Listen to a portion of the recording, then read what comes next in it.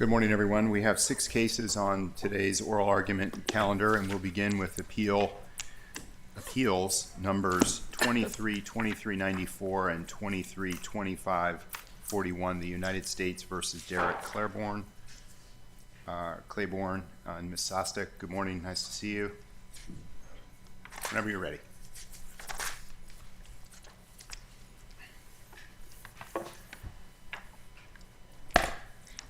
Good morning. May it please the court. My name is Erin Sostock. I'm here on behalf of defendant appellant Derek Claiborne. The instant case is a perfect example of a situation where the mere presence of firearms at the scene of a crime is insufficient to establish that the firearm was possessed in furtherance of drug trafficking. In this case, the only contested issues on appeal and in the lower trial court were whether or not the drugs that were found, that the firearms that were found in Mr. Claiborne's apartment were related to the actual trafficking of drugs. Ms. Sostek, before you go too far, can I clarify something, please? Mm-hmm. Your client has filed a notice of appeal in 2 cases. It seems to me that there's nothing at issue in the case that was before Judge Wood, the 18 CR 797 case, that it's only in the other case. That's correct. Okay. Yes. Yeah. The only issues that we raised on appeal were related to the second case. Okay. Thank you. With regards to the first case, Mr. Claiborne actually entered a guilty plea, and for 2 counts in the second case, Mr. Claiborne also entered a guilty plea, admitting that he possessed the weapons and that he possessed the drugs with the intent to distribute them. Yeah. However, the government did not meet its burden to prove that the weapons that were found in Mr. Claiborne's apartment at the time the arrest warrant was executed were actually directly related to a drug trafficking crime. So I think you have, just in the interest of time, I think you have two facts that you got to grapple with on his behalf. First, at the time that the law enforcement team entered the apartment, he was literally in the process of preparing for packaging piles of heroin, 8 or 10 piles of heroin, correct? Correct. Okay. The other difficulty that he presents for you is the guns, plural, right, were found in a backpack with a whole bunch of cash. Correct, yes. In the master bedroom closet. And so seeing a connection between the guns and the drugs in light of those 2 facts, among others, is not that difficult, at least from the standpoint of the standard of review under which we're operating. So the facts that you were just drawing attention to, the fact that he was sitting there with the drugs in front of him and with the intent to package them or whatever, that goes to the distribution, the intent to distribute that he pled guilty to already. Here, the problem is that the actual guns that were found in the master bedroom closet, they were up on a shelf, they were in a bag that I believe was closed. Did the bag also have $30,000 in cash? It did, yes. That's kind of weird, isn't it? Well, it actually also had some medication in there as well, and it looked... But why does that matter if there's $31,000 in cash? Maybe he's selling medication. In an apartment where he is clearly distributing heroin or putting heroin together. Why does it matter that this backpack might have other things besides drug proceeds in it? So there were prescription drugs in there. One of them was an inhaler the drugs appeared to be for personal use, the medication in the bag. And so what was argued in the trial court was that this could easily be a go bag for someone who might feel they need to leave their apartment quickly. They have cash. It's possible. I mean, look, you're doing the best you can on a hard set of facts. It's possible. But you got to grapple with the standard of review, and that is that no rational juror, could have reached a conclusion on this evidence other than the one that you're urging. That's tough. It's absolutely a very tough standard on review. However, I will just go back to the mere presence argument. So far, all we've talked about was the fact that the guns were actually there and there was drug distribution going on. There needs to be something more than just the fact that the drug distribution and the guns were both in the apartment at the same time. And what is often argued is that the guns are being used to protect the drug business and the drug dealing business, whereas here the guns were totally on the opposite side of the apartment while Mr. Claiborne was allegedly packaging his drugs. So he did not The have those case law guns doesn't handy. require them to be in the same room. The case law requires them to be easily accessible. Correct. And I would The apartment is not that big, and you could get to the master bedroom pretty quickly. It was on the other side of the apartment, like the complete other side of the apartment, in a closet, inside the master bedroom, up on a shelf, inside a bag that was zippered closed. With drug proceeds. Yes, with drug proceeds. Well, no, I will not. I'm not going to. There was Given actually the no standard evidence. of $31,000 of cash. Yeah. There was a lot of cash, but I will just note for the record that the government did not present any evidence that money in particular was drug There's proceeds. close to $100,000 in cash in the apartment in total, and the defendant was in the process of packaging heroin when they got there. Given the standard of review, that's a pretty steep hill to argue. It is a steep hill to argue. However, I will say that what the government has proved is that that guns are usually used as protection. However, they did not prove that Mr. Claiborne's guns in particular, because of how far they were away from him while he was packaging the drugs, they didn't show that there hadn't been any drug deals in the apartment whatsoever. So the government also did not show that Mr. Claiborne had in the past used these guns for protection in any way. Yeah, what concerns me about your argument is you're close to arguing that direct evidence is needed. So, one, a circumstance where the gun is in his waistband, our laws never required that. Or two, that the defendant makes a post-arrest statement saying, I possess the gun to protect my drug stash and my cash. And we've never required a post-arrest statement from a defendant either. I agree that it does not require direct evidence. However, I would say that looking at the factors that this court looks at, which is, whether or not the weapon is easily accessible, the type of the weapon, whether it was stolen, the status of the possession, and whether it was loaded or not, those factors in this case show that all we have here is that the guns were in a separate room to where the drugs were. And yes, there was money, but there was never any evidence. Are you saying that the gun has to be used in connection with the actual distribution of the drugs as opposed to protecting the drug proceeds? No, but I'm saying that there needs to be some evidence that the guns were being used to protect the drug proceeds. And you don't think apart from any just- reasonable juror could draw that inference based on the fact that the two loaded handguns in the same apartment were in a backpack with over $31,000? I think that That no reasonable juror could draw that inference. Well, I will note that this was a bench trial as well, and so we're actually reviewing the trial court The did have an standard of opinion. review is Yes. the same. I would say that I don't think that it's reasonable to draw that for a juror to draw that inference in this case, because this court requires there to be more than mere presence in the vicinity of the offense. And here I believe that all we have is the mere presence. And I will just conclude there and save the rest of my time for rebuttal. Yeah, of course. Very well. We'll hear from the government. Good morning. Jared Jodry here on behalf of the United States. The district court correctly concluded that the evidence proved beyond a reasonable doubt that Derek Claiborne possessed a firearm in furtherance of a drug trafficking crime. The defendant is here challenging the sufficiency of that evidence, but as this court has already observed, that the standard of review here is deferential. Right? The defendant needs to establish, carrying a heavy, as this court has described it, nearly insurmountable burden, that no rational trier of fact, looking at the evidence in a light most favorable to the government, would have found him guilty. And they just haven't proven that. They haven't met that high standard here. Right? The evidence. Did Agent Karzeski here testify as an expert? He did. Okay. And what he put forward was the government's theory of what these guns, the 3 loaded firearms in the apartment, the same apartment where he is in the process of packaging over 1 kilogram of fentanyl-laced heroin at 5 in the morning, right down the hall. with over $100,000 in cash, a bag with 2 loaded firearms containing over $30,000 in cash. Derek Claiborne was a felon.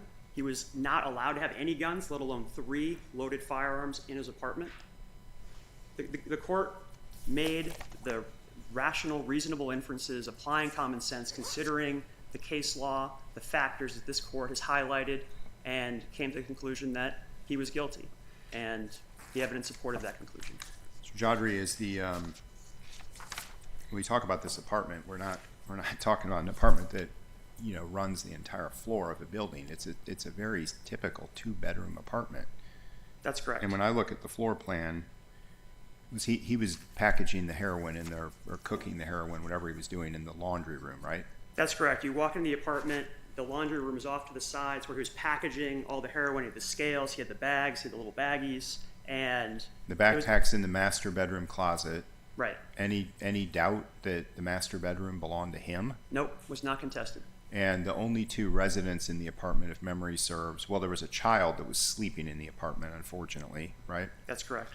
And then he was there, but no other occupants, right? That's correct. His, I believe, fiance at the time was out in Las Vegas, but he agreed and stipulated to all the evidence establishing that that was, in fact, his apartment, that was his bedroom. Between the laundry room where he was packaging the heroin and the bedroom was just the living room area. This was just a 2-bedroom apartment. So you walk through the living room, you walk into the master bedroom. There's It's right there. a million apartments like this in Chicago. Correct. If there are no further questions, we ask that the court affirm the district court's verdict. Okay, very well, thank you. Thank you. So, Stocky, you had some time left on rebuttal. You're welcome to use it.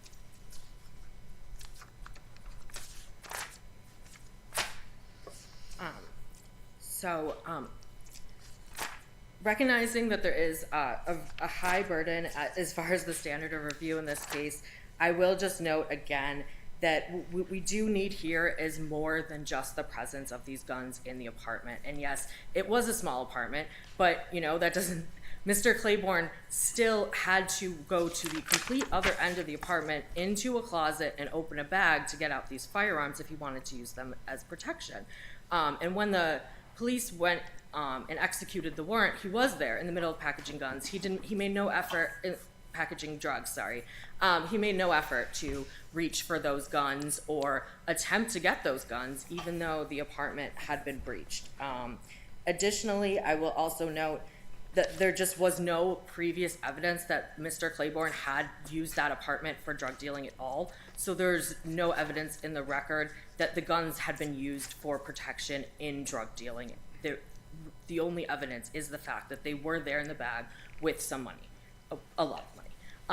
And so I would argue that this court does need to find that there is a link between the drug trafficking and the actual firearms that were found in the apartment, and not just the fact that most drug dealers tend to use firearms for protection. There needs to be a connection between Mr. Claiborne's drug dealing and these firearms, and I do not believe the government met its burden on that respect. Thank you. Okay, thanks to you, Ms. Sostock. I see here you accepted an appointment by the court to represent Mr. Claiborne, correct? Correct. We very much appreciate that, your service to him and to the court. Mr. Jodry, thanks to you. Nice to see Mr. Fullerton as well. We'll take the appeal under advisement, and we'll proceed to our second argument. Thank you.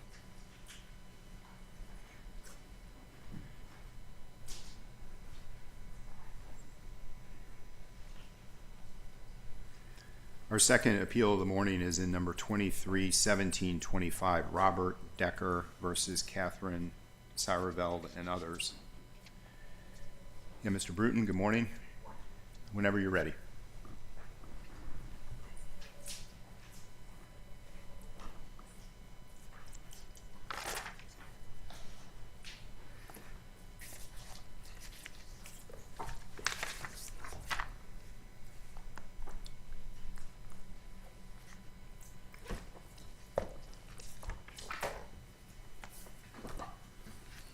Good morning. May it please the court. Hunter Bruton on behalf of plaintiff appellant Mr. Decker, along with Eric Zimmerman at counsel's table, would like to reserve 5 minutes for rebuttal. Mr. Decker is asking for narrow relief to which he is constitutionally entitled. access to freely downloadable PDFs of the Federal Register. Defendants already provide electronic access to PDFs as part of the Federal Register, and defendants do not deny that they could download PDFs of the full Federal Register with only 3 clicks for free. The question is whether defendants can refuse to make those 3 clicks, and they cannot. Mr. Decker has a First Amendment right to read and comment on administrative rulemaking. Defendants are infringing that right by denying Mr. Decker access to the full Federal Register, and defendants lack a valid justification for that infringement. Mr. Bruton, are your claims under the APA, or are they straight First Amendment claims? So it is a First Amendment claim brought pursuant to the APA, so under the APA. So the APA framework applies, you agree? Yes, Your Honor. Okay. Under the APA, if an action is unlawful under the Constitution as a matter of law, then reversal is warranted, and the standard of review here is de novo on summary judgment. In that regard, the government put on no actual evidence of cost below. I would point this court to its decision last year in Ahmad. We have cautioned prison officials that they cannot rely on the mere incantation of a penal interest, but must come forward with record evidence to substantiate the interest is truly at risk. What about their affidavit, where So- they state in paragraph 7 that it would be impractical, highly burdensome, and far exceed the BOP's limited budget and staffing resources? So that is similar to the incantation of security interest in Ahmad, and in other cases cited in our briefs, it's been held that those kind of affidavits are rote assertions, so they need some actual evidence of cost. But in the other cases you're relying on, the plaintiff had come forward with evidence that called that into question. So in Ahmad and Jones versus Van Lannen, this court also made clear that a pro se prisoner litigant's verified complaint and briefs can serve as evidence of the summary judgment standard. Here, we are relying on Mr. Decker's de minimis alternative of providing the Federal Register electronically. He provided all the evidence he could on that. He doesn't have access to the internet, so he can provide a more developed showing, which is also another reason why he needed counsel below. Going back to paragraph 7, again, part of the Turner analysis is comparing the de minimis alternative to the substitute that the defendants put forward. And here in that same paragraph, they say it would be impractical, highly burdensome, and far exceed the limited budget and staffing resources to distribute paper copies every day. Can I ask you a question, just my ignorance of the Federal Register? When you, the way I understand the way the Federal Register works is there may be new things published in the Federal Register every day, but the period in which they're published is longer than 1 day. Okay? So I think what your client is asking is not that the BOP download a new version of the Federal Register every day. They can probably do it once every 10 days, let's say, so long as they capture the notice period, whatever the notice period is, 14 days, 30 days, whatever. It may be that they can download it. I mean, these facts would have to be developed in the district court if we were to remand, but they may be able to download it once every 30 days, let's say, and that may put more of a burden on your client. You know, it's easier to read the newspaper every day than it is to read the newspaper once every 30 days, right? But it may be that he could review it once every 30 days. It'd be harder for him, but he's not asking for it every day is the way I understand it. That's right. And on appeal, we've also said, once a week might suffice. I think Your Honor's hit it on the head. So comment periods will be 30 days at least, unless regulation isn't required to undergo notice and comment. So as long as Mr. Decker is obtaining some version of the PDF of the Federal Register in a way that would allow him to comment on rules, that would be sufficient injunctive relief. And it may be, so there are some regulations also that'll have 180-day periods or even longer. And so again, the question is just whether Mr. Decker can get these regulations in time to comment on them, like the FCC regulations on prison calls, HUD housing, things that Mr. Decker is worried about both while he's in prison and when he gets out. Was there any development in the district court regarding the manner in which and the time it takes for the BOP to go through and sort of splice out regulations which they provide to prisoners versus the other? I mean, it just seems, and I'm asking, it just seems to me like it'd be easier to just publish the whole doggone thing than to parse out, here's what may apply and here's what may not apply. Agreed, Your Honor, and we don't have evidence, but we think it stands to reason with common sense that it may actually save the BOP time and money if they're not having to parse through BOP regulations. And we also note, as we did in a footnote in the opening brief, that the BOP actually missed 3 of its own regulations in the timeline that it says. So, and again, the only evidence we have is the Qureshi declaration and then her supervisor's declaration, who was, I guess, took over the job. We don't know exactly how it works. It's framed in the passive voice as these things are posted to the electronic bulletin board. But, and perhaps the government can shed more light on this, but I think there's probably 2 realities here. Either one, Ms. Qureshi or someone who would be in her office now in DC uploads these PDFs to a terminal, and that terminal pushes out to prisons. Or there could be a prison staff official at each federal correctional institute that takes an email from Ms. Qureshi or someone similar and then posts it on the electronic bulletin board. I think it's important to note that, again, going back to the substitute they're comparing it to, the reasonable alternative they say is mail. And we've explained in our opening brief with record sites why mail is not a reasonable alternative for Mr. Decker. Mr. I think Bruton, can I, sorry to interrupt you. Go ahead and finish your thought. Oh, no, excuse me, Your Honor. I was just going to say, you have to compare how long it would take a prison official to process many, many mailed copies of the Federal Register to somebody downloading a PDF with 3 clicks and posting it on the electronic bulletin board. So I've got a broader question I'll come to in a second. But on that point, I noticed in preparing for argument that there are many states, at least the states in our circuit, that maintain state registries, the state analog. And I looked at Indiana in particular, just randomly pulled it up, and either 3 or 4 mouse clicks, you can get the Indiana one in a PDF too. So the point I'm making is to ask you about the limiting principle here. That it just seems that the next case is about the Indiana registry, and then we're on to the Alaska registry, and et cetera, all kinds of publicly available information that a prisoner could allege or advance an interest in as part of vindicating First Amendment rights. Where does this end?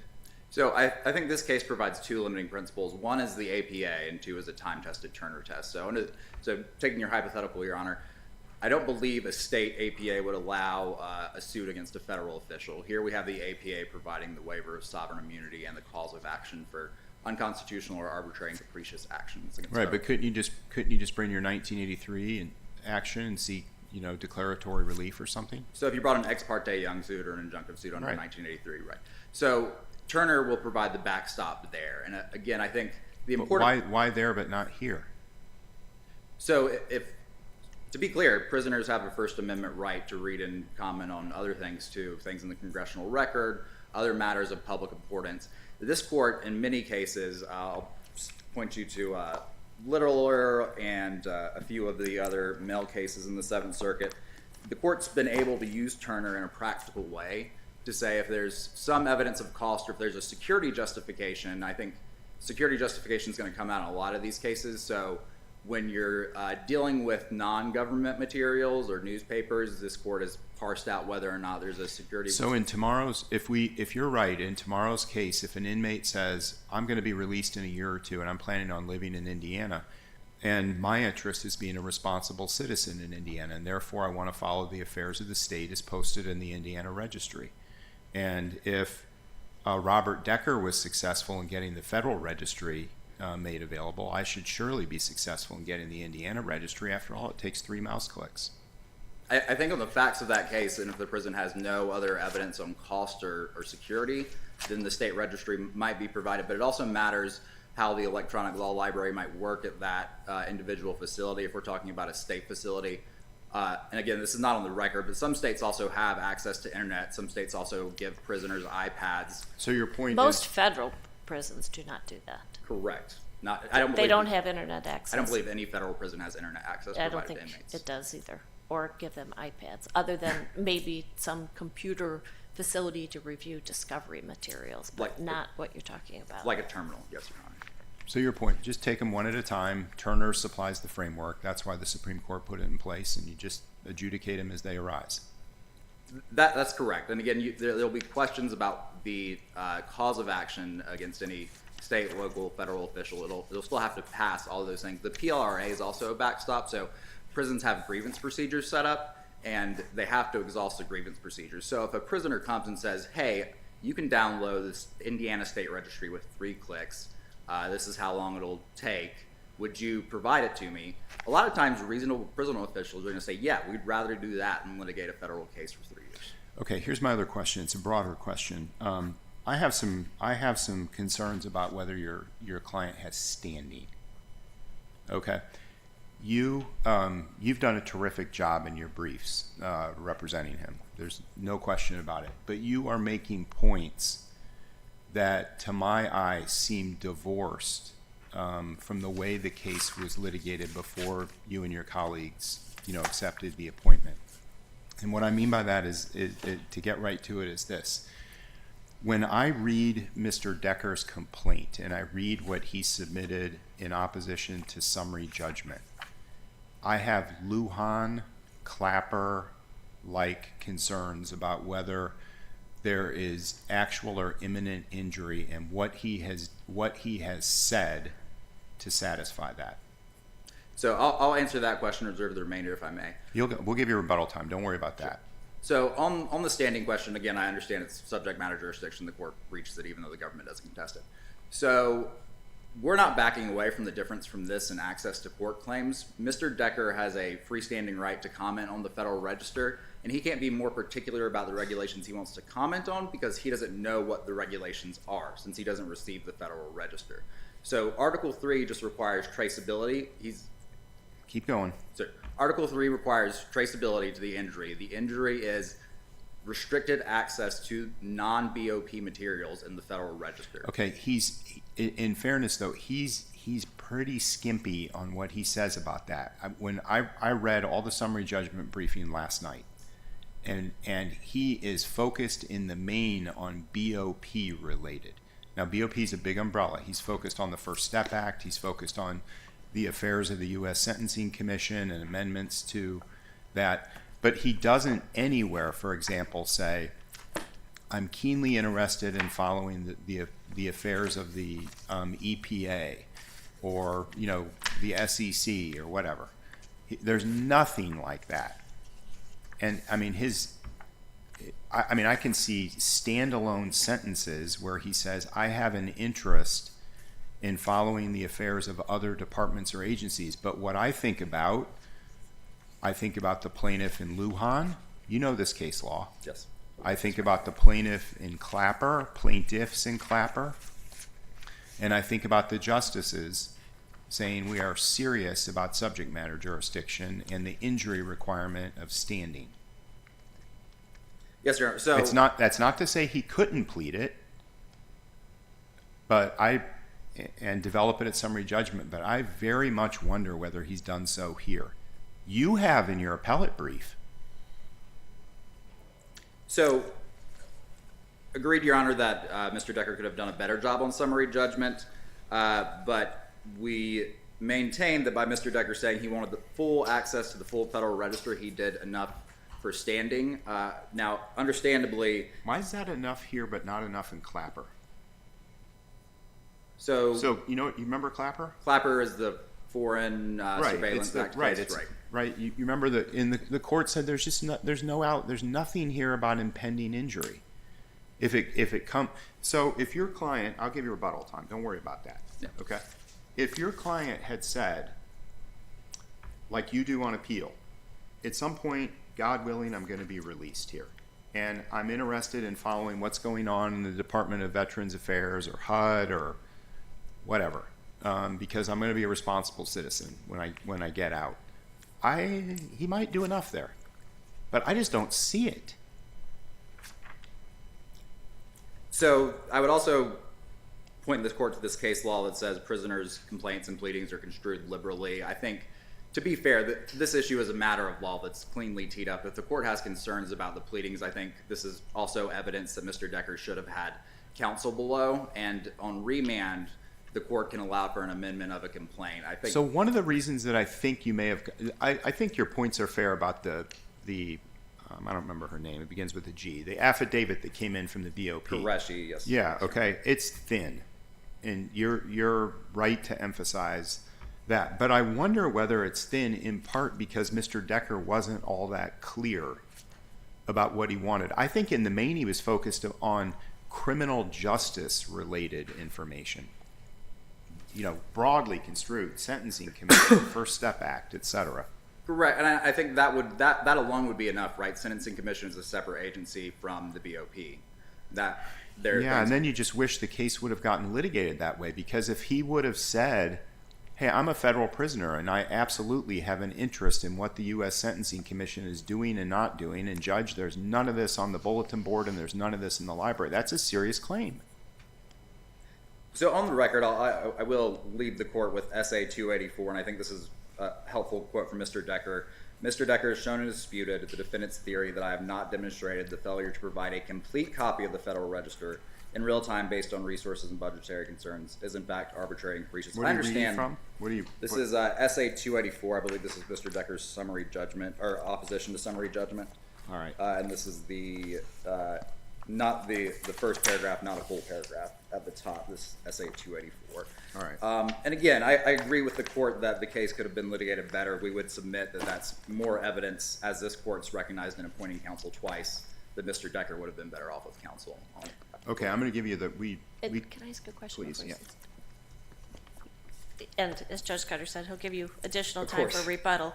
I want to make sure I understand what you were saying about the limiting principle, because I have some concerns of, okay, if he's entitled to this, why couldn't an inmate come in and say they're entitled to a whole host of things? Was your response to Judge Scudder's question that this would only pertain to government materials, it would not pertain to non-government materials? So if he comes in and says, I'm entitled to the New York Times online and I don't have it, I have a right to read what's going on and a right to know what's going on in current events and politics, would the same argument apply to that?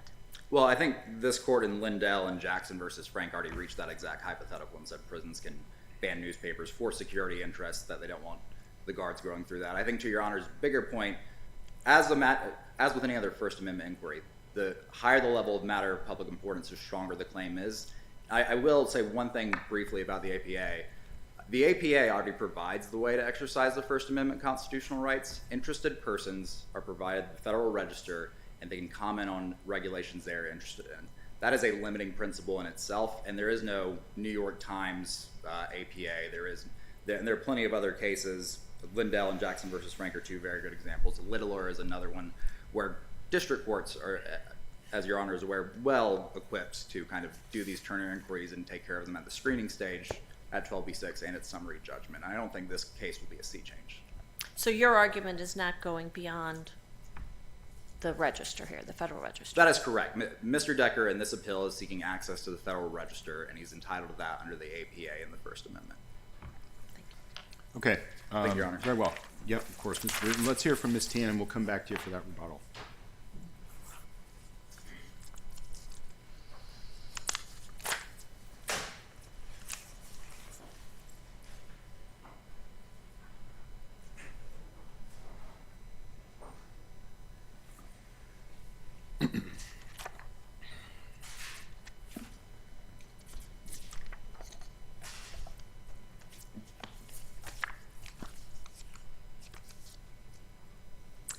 Good morning, Your Honors, and may it please the Court. Caroline Tan for the government. The very nature of incarceration imposes limitations on the ability to engage in quintessential First Amendment activities, like going to a town hall or attending a protest. These incidental consequences of incarceration have never been understood to violate the First Amendment. And it no more violates the First Amendment than Mr. Decker's incarceration may pose practical challenges to reading the Federal Register and submitting comments. Unlike every prior prisoner free speech case to come before this court, there is no prohibition here on what Mr. Decker wishes to do. The fact that he cannot do so as easily as he would like does not create a constitutional problem for the Bureau of Prisons to solve, and for good reason. As Your Honors have already noted, Mr. Decker asks for the Federal Register today, but his theory would equally establish a constitutional obligation to provide other materials tomorrow, such as proposed bills in Congress so that he can submit comments to his congressman, the state equivalent of the Federal Register for each of the 50 states, or all state laws and court rules, which Mr. Decker is already seeking in a separate lawsuit. there's simply no limiting principle to Mr. Decker's theory. Ms. Tan, I think this case would be a lot easier had the affidavit said what you just said. Yes, Your Honor. This affidavit is thin, very thin, and it is subject to all the criticism that Mr. Decker, with the help of Mr. Bruton, has leveled against it. It just very, very generically talks about resource limitations, burdens, etc. It just doesn't tell us much. Your Honor, I think that the affidavit is sufficient in light of the Turner standard. I mean, I will note that the declaration itself states in footnote 3 that BOP doesn't regularly post these kinds of these kinds of materials at the moment because BOP rules and regulations don't come out every single day. In fact, from 2016 to 2018, there were no BOP proposed regulations that were coming down the pike. So what we are talking about and what is supported in the record is that we would go from a system where BOP posts something a couple of times a year, a few times a year at most, to something where BOP would now be required to post every edition of the Federal Register, whether on a weekly basis, daily basis, etc. Why isn't it just 3 clicks that could easily be posted on the bulletin board? As we note in our brief, Your Honor, 3 clicks is what Mr. Decker has asserted to upload one particular Federal Register material. But when you're talking about the course of a year, every single day, whether it's that 3 clicks quickly becomes thousands of clicks. 150 clicks. 150 clicks. And even if that takes 10 minutes a day, which is just, some sort of small number, that amounts to 2,600 minutes in a year, which is over 40 hours in a given year. That's an entire work week, and it's not de minimis just because that work week amount of material is spread out over the course of a year. And this court has already recognized a distinction between one-time requests and a general request, as it did in Lemon. There's a difference when you're asking BOP to do something once versus when you're imposing a recurring obligation that is not going to end. And as we have noted, this case might just be about the Federal Register, but there is no limiting principle to this theory. So what we're really talking about at the other end. I'm interested in that. What are we supposed to do with that? Ignore Turner and say because there's no limiting principle, we're not going to apply Turner based on the facts that we have before us? We're just going to presume that in the future, these parade of horribles, and because of this parade of horribles, we affirm the district court. No, Your Honor. We are not asking you to ignore Turner. We think that we easily meet the standard under Turner.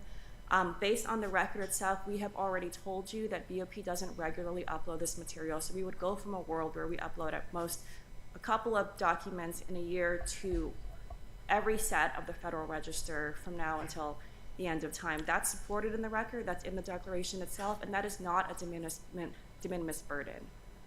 Is that paragraph 7 and footnote 3 you're relying on? That's right, on page 208 of the supplemental appendix.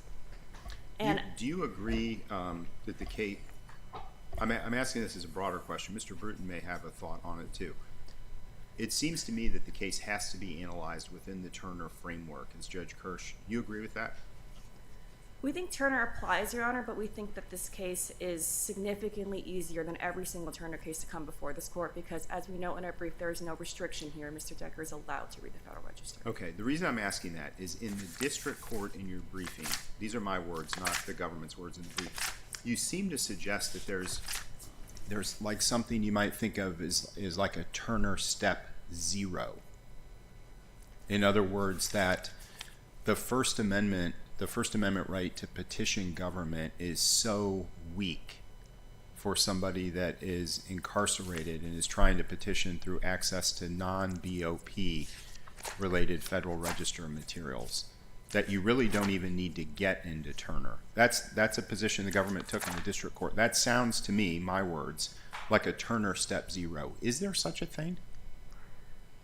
We think it can be thought of as Turner Step 0. It can be also thought of as being part of the Turner framework. Well, hold on. My question is there such a thing as Turner Step 0? Or come up with better words to describe that. Yes, Your Honor, if by Turner Step 0 you mean you're looking at the restriction at issue and the and not extent to even which that is a evaluating it First under the Amendment 4 right. Turner factors. What supports that? Well, Turner says that prison is an institution is able to impinge on a constitutional right if it meets this particular standard. And so I guess the step zero would be, is there a right that's being impinged in the first place? And I think that Is there a right that's being infringed, or is there a right? Well, is there a right in the first instance? Yes. And we think that any right here is incredibly weak. Mr. Decker isn't saying, I need this material to challenge my conviction. I mean, this case is not, even though it sounds a lot like an access to court case, it hasn't been litigated that way. So what he's asking is not even just material in order to challenge his own conviction or sentence. He's asking for something to make some generalized comment on the state of the world and to comment on the full range of federal government activity, which includes things from, as we note in our brief, notices regarding studies of wild pigs, updated common carrier list, that sort of thing. You have any reaction to my questions about Article 3 standing? We did not litigate standing in this case, Your Honor. Mr. Decker, as you identified, has not articulated which particular agency material he needs, why he needs it. He's instead asserting a generalized interest in the federal government's activities, which does sound a lot like the standing cases that you have identified. In the district court, all he has really asked for is just the Federal Register, somewhat akin to a newspaper, so he can browse it and see what it is that he wants to comment on, but he hasn't articulated a particular reason. The only specificity that I see relates to criminal justice matters. Yes, that's right, Your Honor. The BOP, the Sentencing Commission, and the First Step Act. Yes, and BOP does provide BOP-related regulations, which should encompass the vast majority of those kinds of interests. It's not in the record, Your Honor, but BOP has worked with the Sentencing Commission to provide Sentencing Commission materials, but that is not in the record. I think that Your Honors highlighted a very good point earlier that this theory, if adopted, would be a significant expansion of the First Amendment right. Again, there is no restriction on what Mr. Decker wants to do. If somebody printed out the PDF of the Federal Register and sent it to him, he would be allowed to read that. And that makes this case very different from every other free speech prisoner case to have come before this court. In Jackson already, this court has upheld an outright ban on one type of content, where the prison's only asserted justification was its resource limitations. This case is significantly easier than Jackson, and so I don't think Mr. Bruton is questioning that BOP resources is a legitimate reason to look at. He's just questioning that it hasn't been proven here. Jackson is relevant in as much as that justification was sufficient to uphold an outright ban on that type of content, and our argument here is that justifications should equally be sufficient to uphold something that's not a ban at all. Instead, Mr. Decker... I think the challenge is to the evidence supporting that assertion. Again, I guess there are several responses to your question about whether or not BOP has sufficiently articulated its burden. The first, as I noticed, we haven't stated in the record that this would be we'd be going from a situation where we post only a few documents a year to one where you have to post every single edition of the Federal Register. The second is that there is no dispute that this would be a recurring task that would be imposed on the BOP ad infinitum. Mr. Decker has framed this as just 3 clicks, but even accepting his framing, what we're not talking about at the end of the day is 3 clicks over the course of the year. We're talking about 150 clicks or so on. 10 minutes a day amounts to 40 hours in a given work week. That would not be de minimis if that 40 hours was consolidated. The fact that it's spread out over the course of the year doesn't change the ultimate burden on the BOP's resources. Based on what's in the record, is that something we can acknowledge? This court has recognized that you can consider whether or not a connection is self-evident. That's actually in Scheimer, which is the case that's in Mr. Decker's brief itself. Part of the reason why the court thought that the evidence was insufficient in Scheimer was that the connection was not otherwise self-evident. So the Bureau of Prisons, so that the institution in that case needed to provide a little bit more explanation. But that's not the case here. It is obvious that what we're going from is a world where we don't post all that much to a world where we have to post every edition of the Federal Register. It's reasonable for BOP not to provide this material in its existing law libraries. 10 years ago, you used to provide it in hard copy, right? Or I might be wrong on the time frame, but the Federal Registry was available in hard copy for a while, correct? Mr. Decker has asserted that, yes, in his filings. I don't know the precise answer to that question. I just wonder if But it that would be is- better. I wonder if it would be better for the district court to have determined these facts, because I'm not sure that 10 minutes is accurate. It might be 10 seconds. I mean, it might. I'm not accusing you of saying. I'm just saying I don't know. I mean, it may be closer to 10 seconds a week than 10 minutes a week, and I have no idea how many employees the BOP has, but it's a lot. You know, and I have no idea how many employees could do something like this. Is it something that can be done from Washington? Is it something that has to be done at every single prison? You know, could one person be assigned this responsibility as part of his or her job? These are things, when considering the resources to BOP, that I would like to know, that we're here in the Court of Appeals just guessing as to these facts. I think, I mean, That may be the same reason why we're better off with a lawsuit that alleges this stuff, alleges the injury with some particularity. And then the whole thing could get litigated the proper way. It's really that when you look at what's going on appeal, the government submitted a fine brief, Mr. Bruton submitted a great brief, all that. It is very disconnected from what you see in the district court. I mean, you recognize it as the same case, but that is about it. But, Your Honor, there is no dispute that Mr. Decker is asking for something that would require uploading a daily publication that comes out every day that can be 100 to 500 pages. Is he asking for daily or just in a timely manner to respond within the Like- time period? He's asking for every issue, which comes out every day. So by daily, I just mean he's asking for the Monday, Tuesday, Wednesday, None of that's in Thursday, front of the Friday. district court. It's all in the appellate briefs. In the district court, he asked for the Federal Register so that he can decide No, I know, whether but or not. yeah, definitely that. But this whole business about, well, let's compromise and let's do it every week or every couple weeks or once a month or something, just to allow him to exercise the right to comment. That's all the fruit of excellent appellate lawyering. That's not what's in front of the district court when the district court is deciding the summary judgment motion. But this, I guess the legal analysis would not change even if this were to go back on remand, Your Honor, because because again, there is no restriction here. He is permitted, I mean, if he wants to read the Federal Register, he can do that tomorrow. If someone sends it to him, he's allowed to read it. There is no ban on that, and he's allowed to submit comments.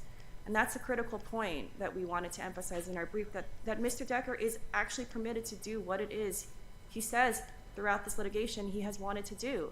And, you know, inmates regularly submit comments to the BOP in response to BOP proposed regulations. They have this existing system. It is currently working. Nothing is stopping Mr. Decker from doing this. The only thing is that he doesn't think that the BOP's existing law library is good enough, and he wants to seek an injunction to force the BOP to provide the materials that he's asking for. And so it doesn't seem like the legal analysis is going to change at the end of the day. Again, you know, the Supreme Court has, in a number of instances, upheld prison regulations that restrict access to, for example, newspapers and photographs, and there is no constitutional entitlement to this, freestanding constitutional entitlement to this. And even in the context of access to court claims, the Supreme Court has said that there is no right to a law library and that sort of material. So even when you're trying to challenge your own conviction, this was in Lewis, even if you want to challenge your own conviction or sentence, you don't have a right to dictate the contents of the law library, or even you don't even have a right to the law library in the first instance. What's the record say, if anything, about the availability of materials from the U.S. Sentencing Commission in BOP libraries? The BOP policy says that it provides U.S. sentencing materials. I can find that page for you, but it is in the program statement, which begins on page 210 of the. The only reason I'm asking that is the BOP, the Sentencing Commission, is a distinct entity from the Bureau of Prisons. They're not one and the same, correct? That is correct. Okay, and so when the United States Sentencing Commission proposes amendments to the sentencing guidelines, are those made available to prisoners? The record states that U.S. Sentencing Commission materials are available, and this latter part is not in the record, but BOP has worked with the Sentencing Commission to make those proposed regulations available and given inmates an opportunity to comment. That latter part is not in the record, though. I mean, that was one of his big focuses. His supplemental opposition to summary judgment is an email. He emails the U.S. I mean, he just typed in U.S. Sentencing Commission, so I don't know if the email went anywhere. But the complaint that he was trying to register is that materials from the Sentencing Commission were not available to federal inmates, at least not where he's housed. Well, that's contradicted by the record, Your Honor, and is simply not true. The record does state that the BOP policy says that you need to provide U.S. Sentencing Commission materials in addition to BOP materials. And to my knowledge, that is what BOP is doing. Anything further you want to add, Ms. Tan? Unless there are further questions, Your Honor, we urge the court to affirm. Okay. Mr. Bruton, we'll give you that rebuttal that you asked for.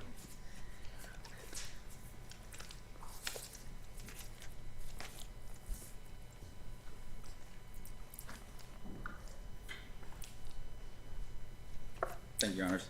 If I may, 2 points, one on record and standing and 2 on the merits record and the mail alternative. So on the record and standing, we explained why Mr. Decker doesn't have to point to specific regulations. We maintain that position, but to the extent, Judge Scudder, you're operating in the framework of Mr. Decker needing to identify other regulations, I'll point you to SA 49, where he challenges in his brief in support of the complaint, or motion to dismiss, I believe, he drug classifications, including the drug classification of LSD. That would be the DEA.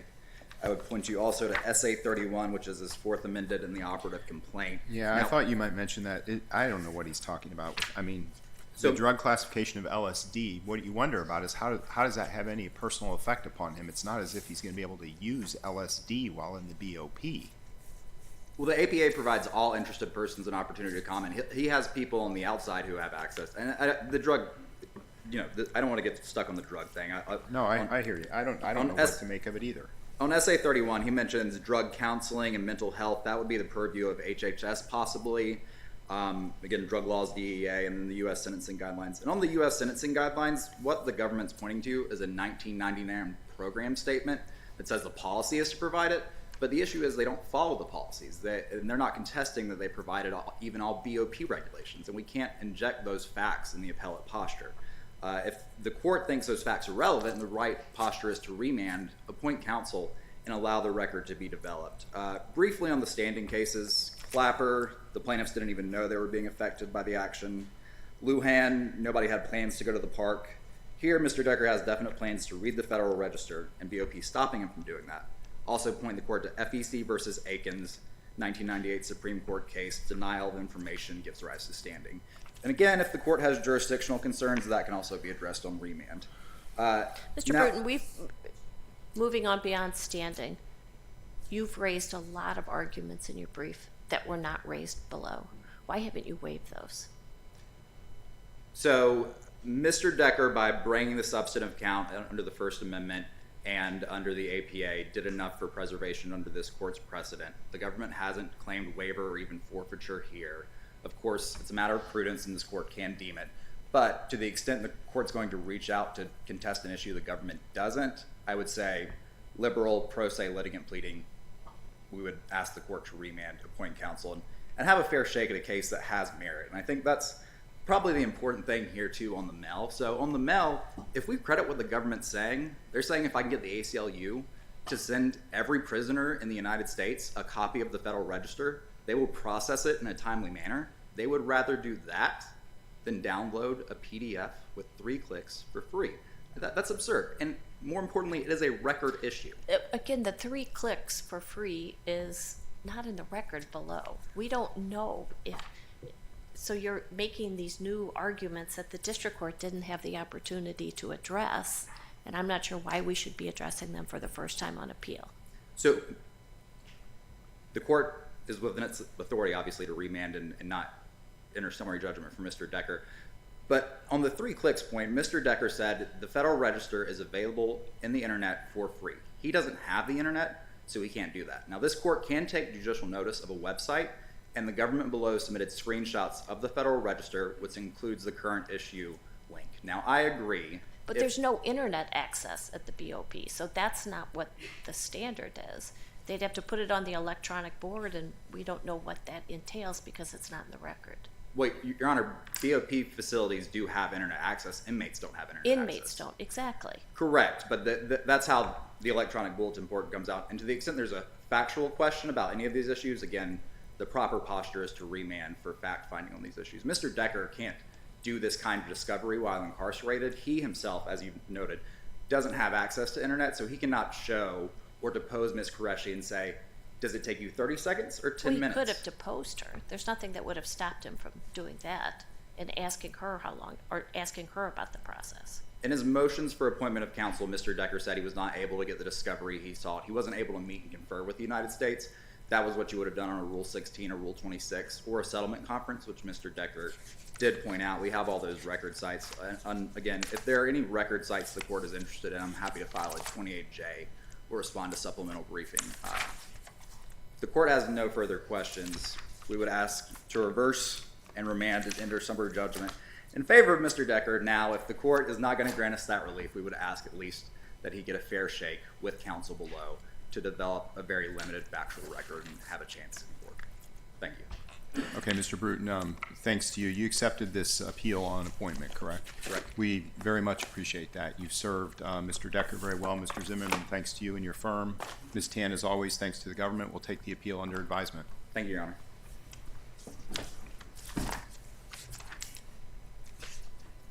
That'll take us to our third argument of the morning. It's appeal number 23-1790, Rodney Clemens versus Wexford Health Sources.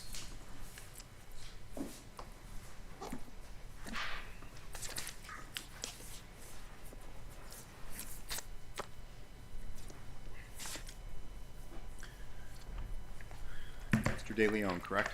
That's right. Good morning. Good morning. May it please the court.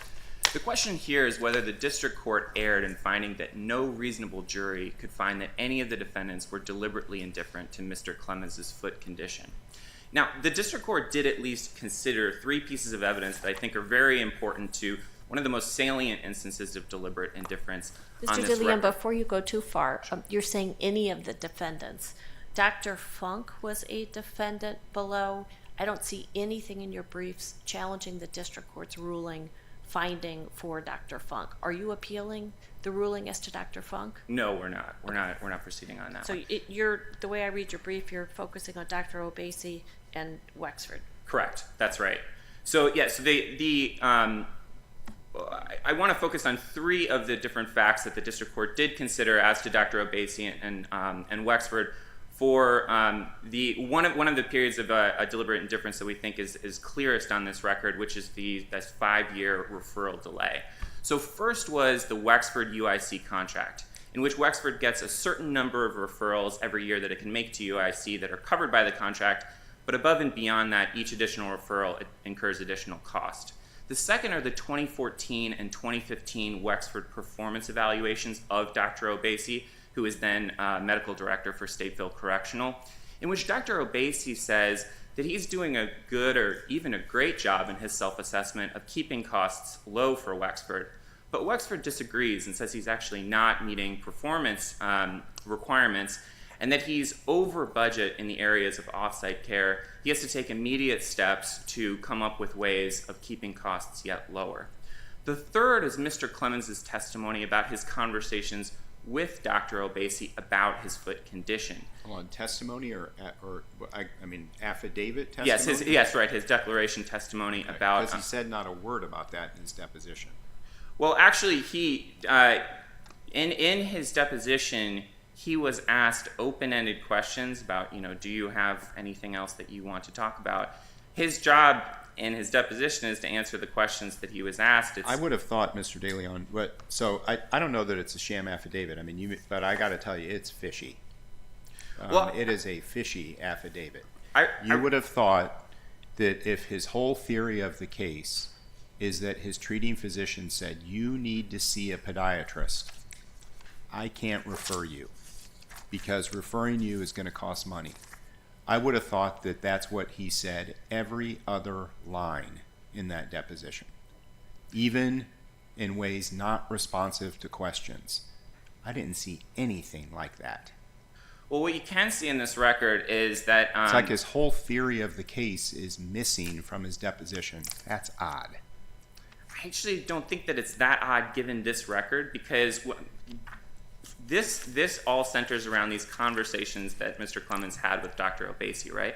And in his grievances, he several times will talk about that he had conversations with Dr. Obasi about off-site referrals, and that Dr. Obasi was saying, well, Wexford's kind of standing in the way of that. Then, and that was in the record, and then in Mr. Clemens' amended complaint, he specifically says that Dr. Obasi said, you need to see a podiatrist, but you're going to have a hard time seeing that because of Wexford.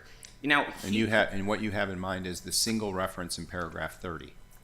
Well, there is that reference. It's an allegation that's in the amended complaint. And look, his job is to answer questions honestly when he's asked in his deposition. It's the attorney who's taking his deposition's job to ask the questions that they want answered. They could have asked him about those conversations, which he did allude to, and yet he wasn't asked about those. So then his job on summary judgment, when he is responding to Wexford and Dr. Obasi's summary judgment motion, is to then show why there's a disputed issue of material fact, which, as he followed his job under Rule 56C, and he included this declaration, which, as the district court said, and again, she's being reviewed for abuse of discretion on that, is really consistent with, and it builds on his deposition testimony and the evidence that's in the case. So with that declaration testimony, what Dr. Obasi has said is that, look, you need to see a podiatrist. Unfortunately, I can't refer you right now not because of a medical reason, but because I'm at my off-site limit right now. So if you return to me later, then I'll be able to get you in then. And every time Mr. Clemens returned to him after that, the answer was always the same. I'm at my limit. All along, Dr. Obasi is treating him, including with prescribing the one type of the New Balance shoe, the high top new, right? Treating him in a way that he's reporting back, shoe's working, and he's prescribing pain management. He's giving him the brace. He ordered an X-ray at one point in time. He gave him knee soles or insoles. He gave him a knee brace. I mean, Dr. Obasi is doing an awful lot to be exhibiting deliberate indifference to Mr. Clemens' health condition. Well, the standard for deliberate indifference is, does the doctor know something that he's supposed to be doing in his medical judgment, and he doesn't do it? So Dr. Obasi is Well, it's a little higher than that. It's, does he disregard a substantial risk of harm or do something approaching a total unconcern for the prisoner's welfare in the face of serious risks? And I think Judge Scudder's point is, if you look at the record, Dr. Obasi is seeing him at almost monthly at one point. How could that be a total unconcern for his welfare? Well, it's a disregard of a substantial risk. So I'm quoting from our case law. Right. It's a high bar because it requires showing of something approaching a total unconcern for the prisoner's welfare. That's what deliberate indifference is. There's also, right, as part of your case law too, that the patient does not have to be literally ignored. So how would all of the care that he got from Dr. Obasi, how could that have been deliberately indifference, that Dr. Obasi was ignoring him or disregarding a substantial risk? Well, because particularly after the point at which Dr. Obasi had been prescribing these wide-toed shoes, and he had been getting these wide-toed shoes for a certain period of time that were offering him some relief. At a certain point, those wide-toed shoes start getting denied. And if But not by Dr. Obasi. Right, but Dr. Obasi keeps putting in a request for them. Well, he actually, after the first time the request was denied, he actually waited a full 6 months before he even submitted another request. And there is case law, right, that certain, even weeks delay can sometimes be deliberately indifferent. But in between there, he sees him, he's offering other treatment. He offers a brace to him, trying other methods since Wexford had turned down the shoes. So Dr. Obasi says, well, let's try some other things. Well, there's also testimony that what he was telling Mr. Clemens was, you actually need to see a podiatrist for this foot condition. So let's assume that's true. Yes. And we view things in the light most favorable to your client. Right. How do you get around the fact that when he did go see a podiatrist, the podiatrist ordered essentially the exact same course of treatment that Dr. Obasi was treating him? It's actually a little bit different. So Dr. Obasi was giving some of these wide-toed shoes, but what the podiatrist, Dr. Keene, said is he actually needs to be getting shoes that are wide enough to accommodate his condition, so they're not actually jamming his feet together and causing a lot of pain that can cause infections and can cause a worsening of the disease, but it also needs to have custom orthotics. So the shoes need to be wide enough to accommodate, and then he needs to have custom orthotics so that they're being held in place, both to alleviate the pain, but also to alleviate the progression of the condition. As our expert has said, if he had been getting the correct shoes, which is what he ultimately got, these wide shoes with these custom orthotics, if he had been given that from the beginning, his condition, first of all, he would have alleviated his pain, Weren't and the second of all, wide shoes the same type of shoes that Dr. Obasi was putting orders in for? not with the custom orthotics that Put could the have. custom orthotics aside. The wide shoes, I think, were exactly the same thing Dr. Obasi had ordered, right? Well, it's part of a package deal, right? So it's kind of like having a cast where you're keeping this condition sort of immobilized so that it doesn't progress to the point where ultimately corrective surgery became necessary. Wasn't that the purpose of the inserts that Dr. Obasi ordered? They may not have been custom, but they were inserts. So inserts that are in shoes that are you need to have both, right? So if you have shoes that are too narrow and then you put inserts on top of those shoes that are too narrow, they're not doing their job, right? It's just further jamming the toes in, and it's making it so that it's actually even more painful because you're making something that's already too narrow even more narrow. If you have something that's wide enough and then you're putting the orthotics in there, and then that's what's actually accommodating this condition and keeping it from getting worse. Kind of Why isn't there evidence then of Mr. Clemens? I just don't see this at all. Mr. Clemens saying, why do you continue to prescribe the New Balance high tops? They don't work. They don't work. My foot and ankle pain is worse than it's ever been. It's not getting any better. That is not the record before us. The record before us is, in fact, at one point in time, I think he tells a nurse practitioner the New Balance are perfect. He does say that the wide-toed shoes. It just seems very difficult against the backdrop of everything Dr. Obasi was doing and the statements that are in the record that your client was making to see a jury issue on deliberate indifference here. Well, put yourself I mean, in. maybe it's negligence for not doing what were you calling them? The kind of prescribed, the implant, the kind of tailored implant? Well, But I'm sorry. It's just, I don't see it as a deliberate indifference case. It's more than negligence when the doctor actually says, this is something that requires a specialist, which ultimately it did, because it was Dr. Keene's recommendation that was ultimately followed. And that was what, as our expert has said, if it had been followed earlier, when he should have been referred to him, the need for corrective surgery could have been prevented. So Dr. Obasi is telling his patient, I think that you need to see a specialist for this. And especially after he knows that his patient is no longer getting anything that's alleviating his pain whatsoever, sure, he's making the requests are denied, but what do you do when you're Dr. Obasi in that hands? Do you say, when you're in that position, do you say, well, really his hands are tied, there's nothing he can do beyond this? His hands are not tied. He's actually telling someone, well, what you need to do is see a podiatrist, and he's not even making the referral. And he says, there's not a medical reason why I'm not making the referral. I'm doing that solely because of a cost-saving policy. If he had done that, if he's not getting listened to, maybe the podiatrist is going to get listened to. And if he's not, and if he doesn't know what to do to correct this, to actually correct, the progression of the disease, the podiatrist does. And in fact, the record shows that it was the podiatrist who came up with the correct solution, which if it had come up, if it had known before, would have actually solved this. So I think when you take all that together, I understand it's not that he did nothing, but he was faced. I mean, the record shows that there was 3 instances, at least in 2016, when Dr. Obasi saw Mr. Clemens.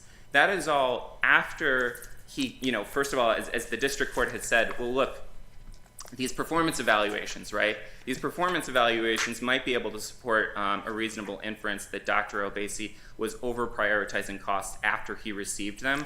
Before that, she said, I think a reasonable inference might be that he was just ignoring costs at that point. So is your deliberate indifference theory like the one that we dealt with in like Greeno what is it, good, cases like that, that a physician is persisting in a known line of ineffective treatment?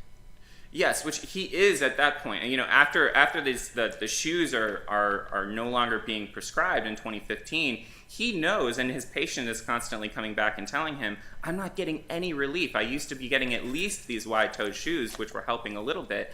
And and especially when the doctor actually has an idea, this is not a negligence thing, because it's not something where the idea didn't occur to him. When he says, really what you need to do is go to a specialist, he should order the specialist, and you should make a referral to a specialist. And not doing that when you know as a doctor that that's what your medical judgment is saying that you should do, and the reason why you're not doing it is because you're following a cost-saving policy, that does get to deliberate indifference. Because, again, these periods in which he was talking to him in 2016 after he's no longer getting the shoes, those are after he starts getting the performance evaluations, which even as the district court said, could support an inference that he was over-prioritizing costs at that point. Mr. DeLeon, you want to save the rest of your time for rebuttal? You don't have to. You can use it now. Yes, am I in my time for the 10 minutes or for the full 15 minutes? Yeah, so you have an overall 45, we'll round it up, but that's the total time you have left. Okay. I will reserve the rest of my time for rebuttal. Okay. Thank you. And no problem. Let's hear from, is it Mr. Craig?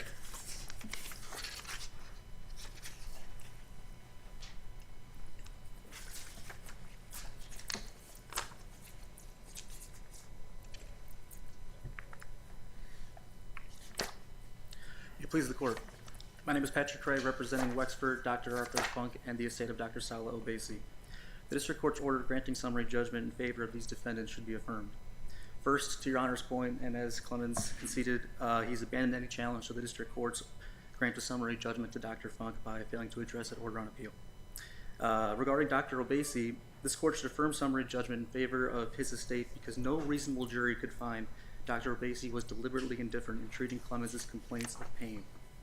The chronology of medical care here shows Dr. Obasi consistently submitted requests for shoes that Clemens sought, and his operative complaint here claimed that he was stopped receiving the shoes that he had been given, that were being prescribed for him, and the notion of not being referred to a podiatrist due to cost was not the main allegation in the complaint. We're addressing those shoes. These orders for special shoes were entered in addition to orders for an ankle brace, shoe inserts, and pain medication. And from 2012 through 2015, Clemens received these shoes that he requested, and Dr. Obasi on multiple occasions wrote permits allowing Clemens to continue to wear those shoes.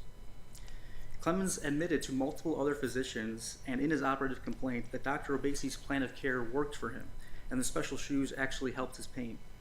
Clemens' frustration in this case stems from collegial review eventually approving an alternative plan of care where those special shoes stopped being ordered. This had nothing to do with Dr. Obasi, who then continued to submit requests for Clemens to receive those shoes after Wexford adopted an alternative plan of care. Mr. Craig, let's assume for a second that the court deems the affidavit, the declaration, the post-deposition declaration, summary judgment declaration, a non-sham affidavit, in other words, appropriate. Can you still win? Sure. As the district court noted, even if the declaration is not a sham affidavit, no reasonable jury could find that Dr. Obasi was deliberately indifferent for not referring Clemens to a podiatrist any earlier than he did in 2017. Dr. Obasi's treatment decisions are presumptively valid, and liability may only be imposed if no minimally competent professional would have done as he did. And this treatment plan in this case, as Clemens admitted to multiple treaters... Does it matter or create an issue of fact that the reason he didn't send him was allegedly for financial reasons as opposed to just a disagreement in treatment?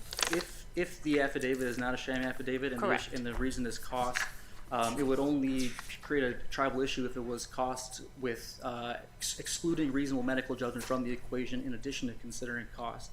And in this case, it cannot be said that reasonable medical judgment was skewed in favor of just cost because an alternative treatment plan was ordered prior to the podiatrist council in 2017. But what he says in paragraphs 6 and 7 of that affidavit are, they're pretty direct.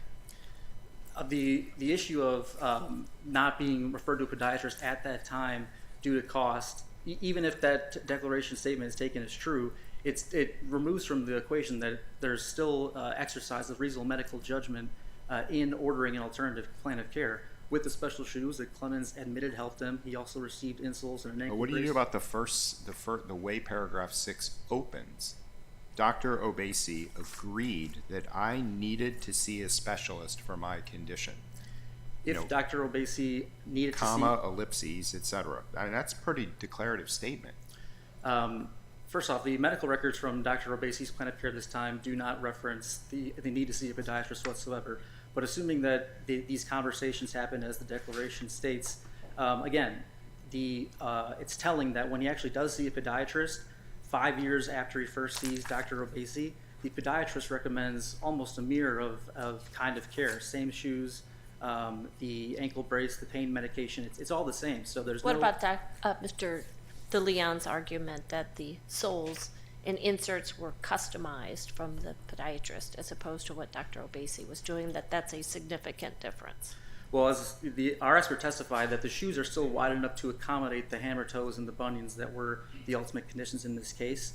And to your Honor's point before, even if Clemens' contention is true that the insoles weren't perfect for his feet and weren't alleviating his pain, that doesn't amount to deliberate indifference. That may be an issue of facts with regards to a negligence claim, but he's still receiving care for giving him wider shoes, giving him an insole to accommodate his bunions and his hammer toes, and that does not equate to deliberate indifference in this case, even if his allegations are true in the declaration and assuming that the insoles he got were not proper for his bunions and hammer toes. Mr. Craig, my words, not yours. I agree with you that this affidavit is very fishy, but that's not the test. Why is it a sham affidavit? Sure. Well, I'll get into the issue of cost. To your point before, while Mr. De Leon was speaking about how cost isn't referenced in the deposition testimony at all, both the district court and Clemens ignored an important contradiction that was included in the declaration, that being Clemens testified that his complaint about Dr. Obasi's care was that he did not appeal any collegial review decision from Wexford. In his deposition, that was one of his primary concerns. That was one of his primary concerns with Dr. Obasi. And then in his declaration, he states that Dr. Obasi never referred Clemens to a podiatrist for off-site specialty care in the first place due to this concern over cost. This is a major contradiction that goes toward the heart of Dr. Obasi's conduct in this case. And the district court found that the declaration served to build on statements Clemens made during his deposition.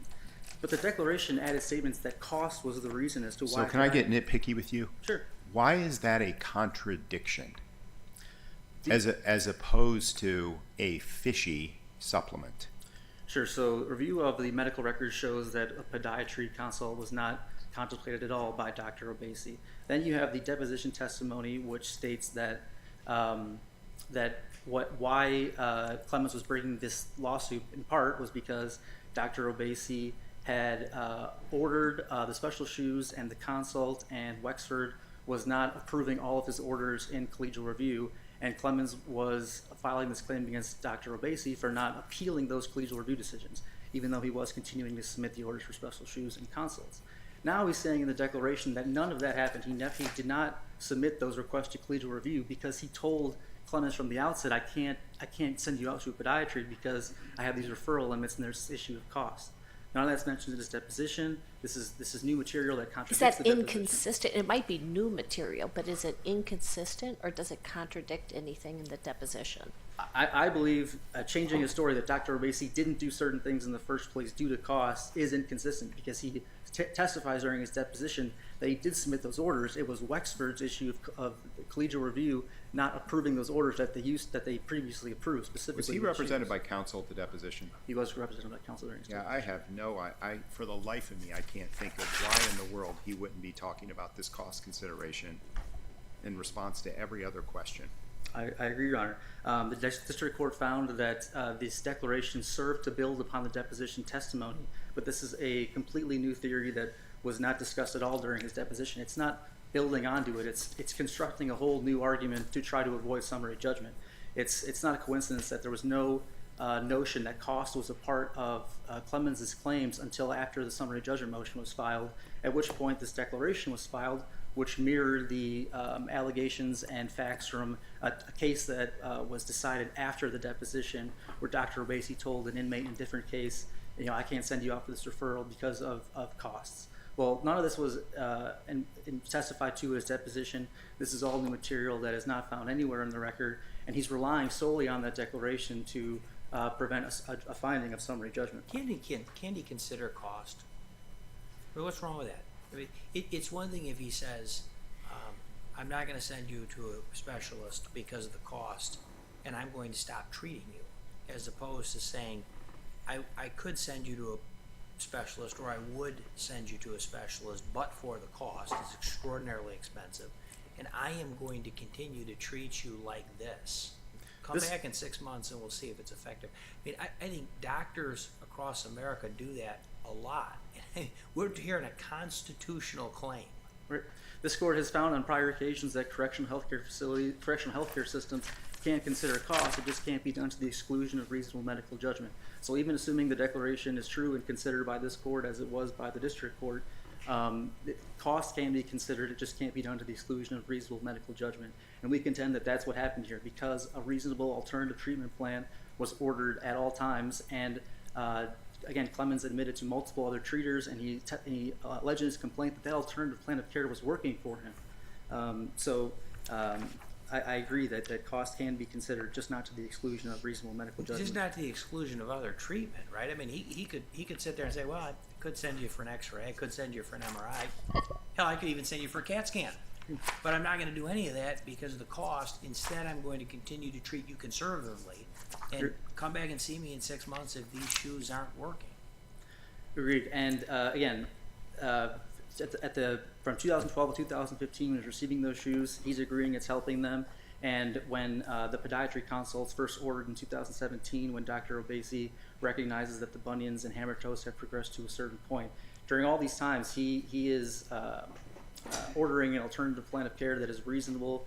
And again, telling that the podiatrist in 2017 ordered substantially similar care to what Dr. Obasi ordered 5 years prior.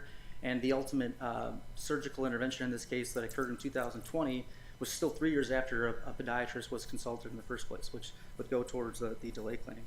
I just want to touch on the Monell claim against Wexford with my remaining time. This court has described 3 types of corporate actions that may give rise to Monell liability: an express policy of a corporation that causes constitutional deprivation, a widespread practice that is so permanent and well settled it constitutes customer practice, or a constitutional injury resulting from a person with final policy-making authority. Here, the purported cost savings policy regarding the podiatrist referral by Clemens' own admission is unwritten and not express, and Clemens failed to produce evidence concerning treatment of any other inmates. He also doesn't identify any person with final policy-making authority. He does not contest that his Monell claim concerns only the period of time of Dr. Obasi's medical care, and he also concedes that he's wholly reliant on his own experiences in order to prove his Monell claim. Given all these concessions, creating a genuine issue of material fact from that scenario regarding systemic deficiencies of an inmate's own experiences is an extremely difficult task. He concedes that he's also reliant on one experience of cost-cutting measures enduring over a period of multiple years, and that one experience is not sufficient to show a widespread customer practice. His sole argument on appeal is that a single application of an offensive policy resulting in a constitutional violation can be sufficient to establish a Monell claim, and he relies only on the Calhoun versus Ramsey case. But Calhoun supports that one application of an offensive policy can be sufficient only if the policy itself explicitly violates a constitutional right as enforced. But the unwritten policy here, as we discussed regarding cost, is not unconstitutional on its face, because correctional healthcare systems can't consider cost as long as it's not done to the exclusion of reasonable medical judgment. And this court has also found that the collegial review process by itself on its face is also not unconstitutional. Therefore, the unwritten policy Clemens places at issue here is not facially unconstitutional. And notably, the court in Calhoun proposed a hypothetical scenario of a kind of policy that would be unconstitutional on its face, and it concerns correctional officers throwing away inmates' medications. And after this court in Calhoun determined that the policy in that case was not anything like that, it affirmed summary judgment in favor of the defendants, as this court should hear. At best, On the Monell claim, claimants merely offered evidence that Wexford's actions may have been motivated in part by a desire to minimize costs, but his experience alone in that regard is insufficient to establish an unwritten policy of prioritizing costs affecting many inmates without regard to medical judgment. Unless there are any other questions, we ask this court to affirm the district court's judgment. Okay, Mr. Craig, thank you very much. Mr. DeLeon, we'll give you a minute on rebuttal.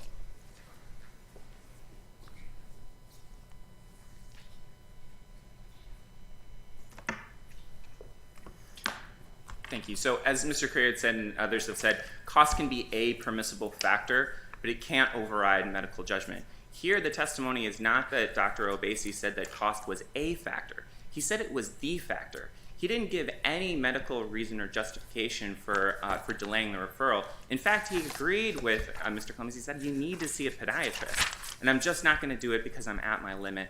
And, try again, try again, try again. Maybe if there was one time in which he said, I'm not going to send you out right now because I've got a different treatment plan, and then, after 6 months he went and did that, that would be one thing. But this is over the course of 5 years. That's the testimony. Try again, try again, try again, never with giving a medical justification for the delay. And I understand, as you said, Judge Scudder, that this is, you see it fishy. I've heard it said that this is self-serving. As the Seventh Circuit has said, self-serving testimony is testimony. That is why we have juries to decide whether things are credible or not credible. They could make the same inference that the district court did or that the other side urges you to make, but that they haven't had the chance to do that. That's why a jury trial is necessary to resolve these genuine issues of material fact. Unless there are further questions, I'd ask that you reverse the district court. Okay, very well. Mr. DeLeon, thank you very much. Mr. Craig, thanks to you as well. We'll take the appeal under advisement. Thank you.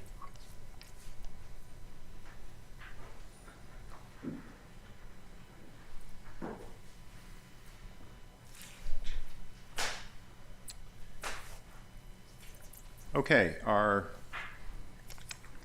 fourth argument of the morning is in appeal number 23-2473, Messing Brain versus Rollins, Inc. And Mr. McKnight, yeah, good morning.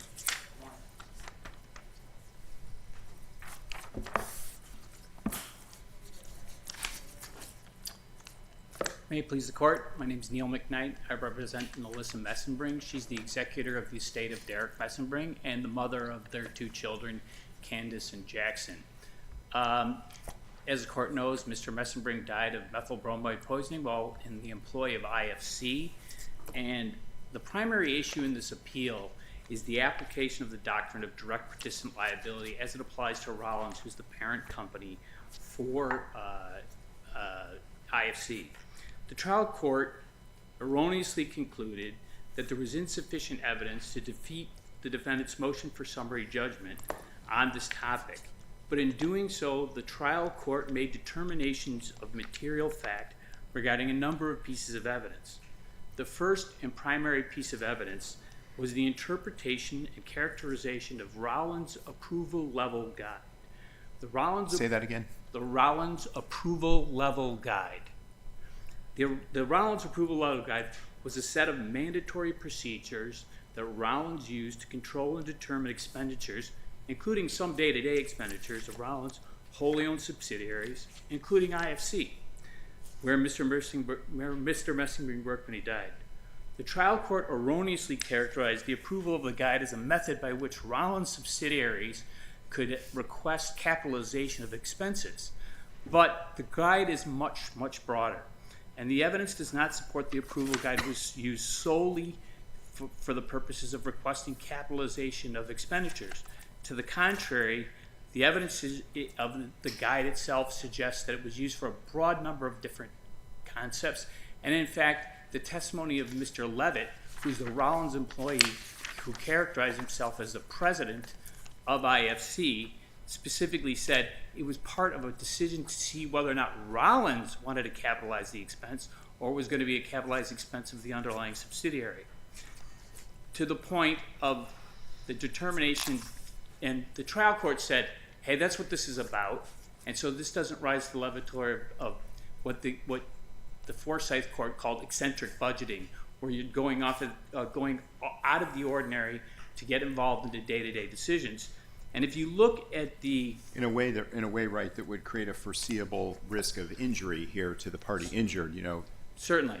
Yeah. And so the overview to the guide specifically provides as follows.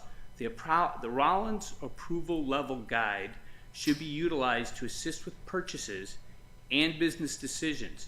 Use it to determine required approval levels and the routing of emails and applicable paperwork. The approval level guide must be adhered to at all times. And in fact, Mr. Levitt describes it as applying to IFC, but then he later describes it, contradicting the express language of the document, as for the purposes of awareness only. The trial court made the factual determination by determining the meaning of this document, meaning changing the language of the document itself and ignoring the plain language and accepting the inferences that favor Rollins when presenting the motion for summary judgment. So the court in this circumstance added this sort of addendum to the level guide saying, but it's only for capitalization of expenses, which is incorrect. In reality, the approval level guide addresses a number of different issues. Advertising expenses, it adds to legal settlements, bonus calculations. I mean, that may all be right, but aren't you at least at this point in your argument, you're still at a level of generality that's divorced from the requisite inquiry? I right? think, In other words, don't you got to get to the point of saying that the guide and the parent corporation's insistence that the subsidiary, here the employer, follow the guide, right, created a foreseeable risk of injury or death relating to the handling of methyl bromide? I think it doesn't have to be that specific. I think that's lifting foresight exactly from the sort of language itself, and I think it's a little bit broader than that. But nevertheless, if you look at the testimony of Mr.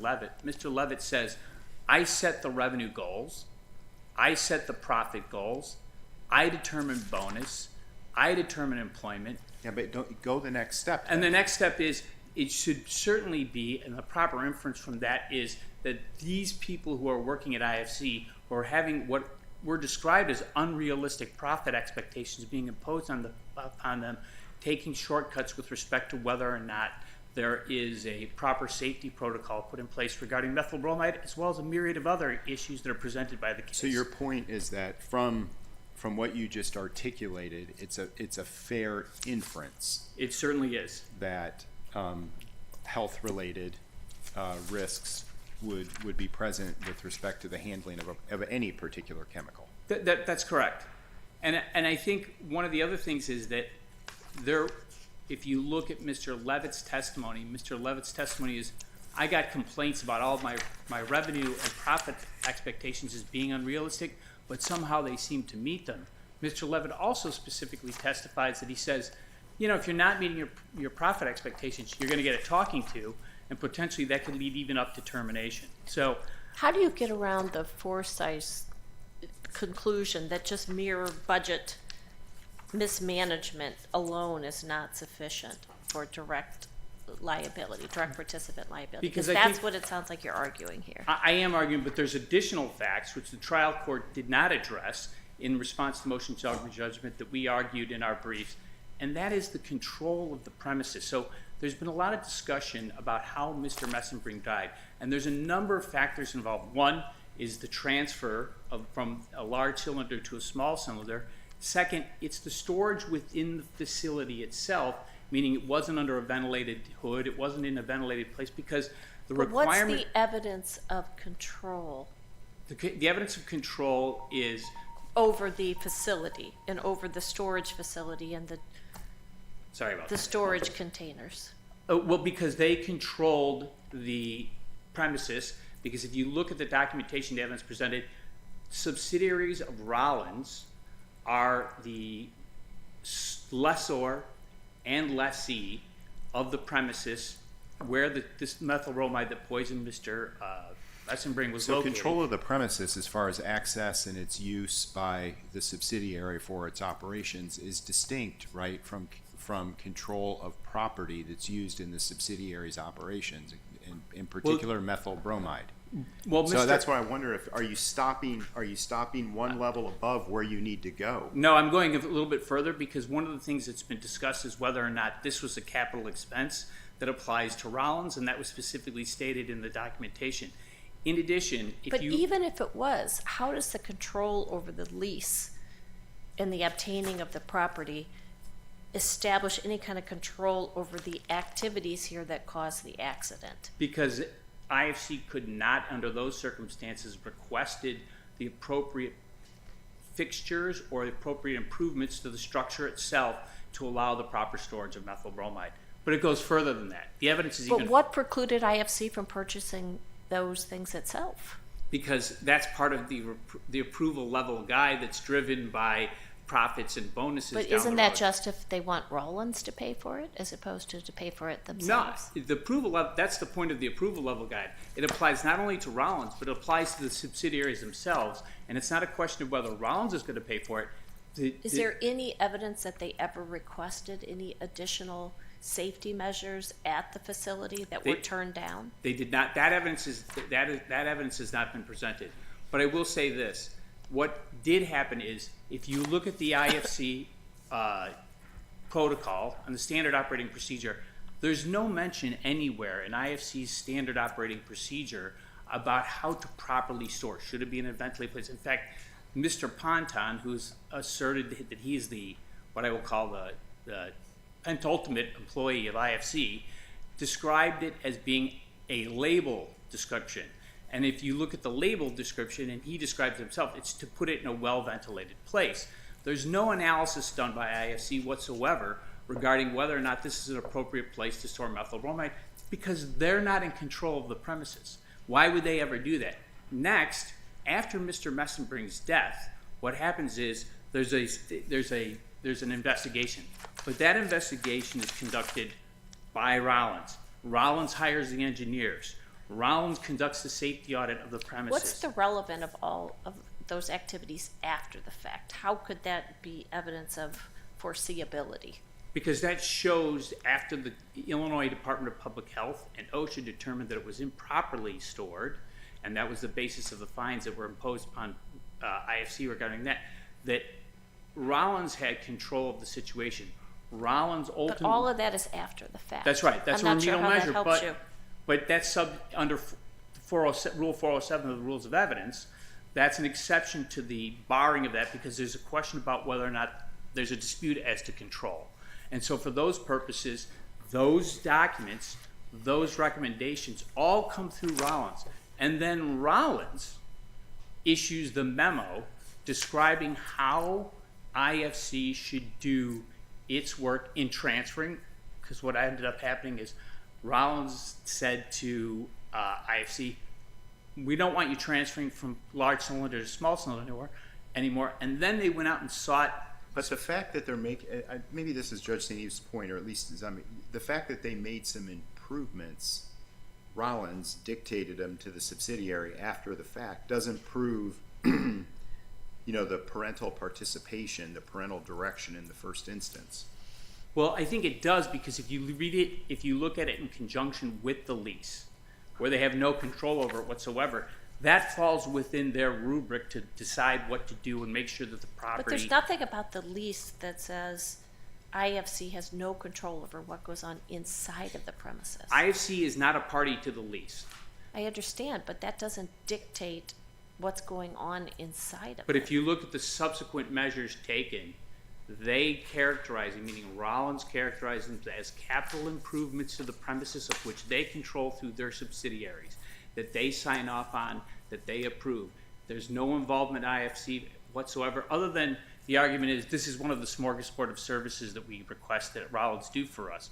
But in reality, what ended up happening is these subsequent remedial measures reveal that they were in control of this portion, the configuration of the building itself, and the decision whether or not to install the appropriate equipment to avoid a very foreseeable accident when you have human occupation together with the storage of a chemical.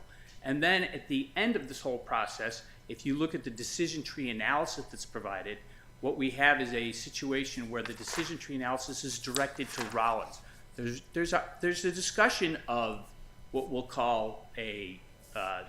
Messenbring's death, but the next analysis is applying it to all of Rollins' facilities and all the physical facilities that are controlled by IFC where methyl bromide is stored. And in fact, there's a series of recommendations that are made. That's evidence of control. And in light of the absence of any other standard operating procedure provided by IFC, that is a situation where they've filled the gap.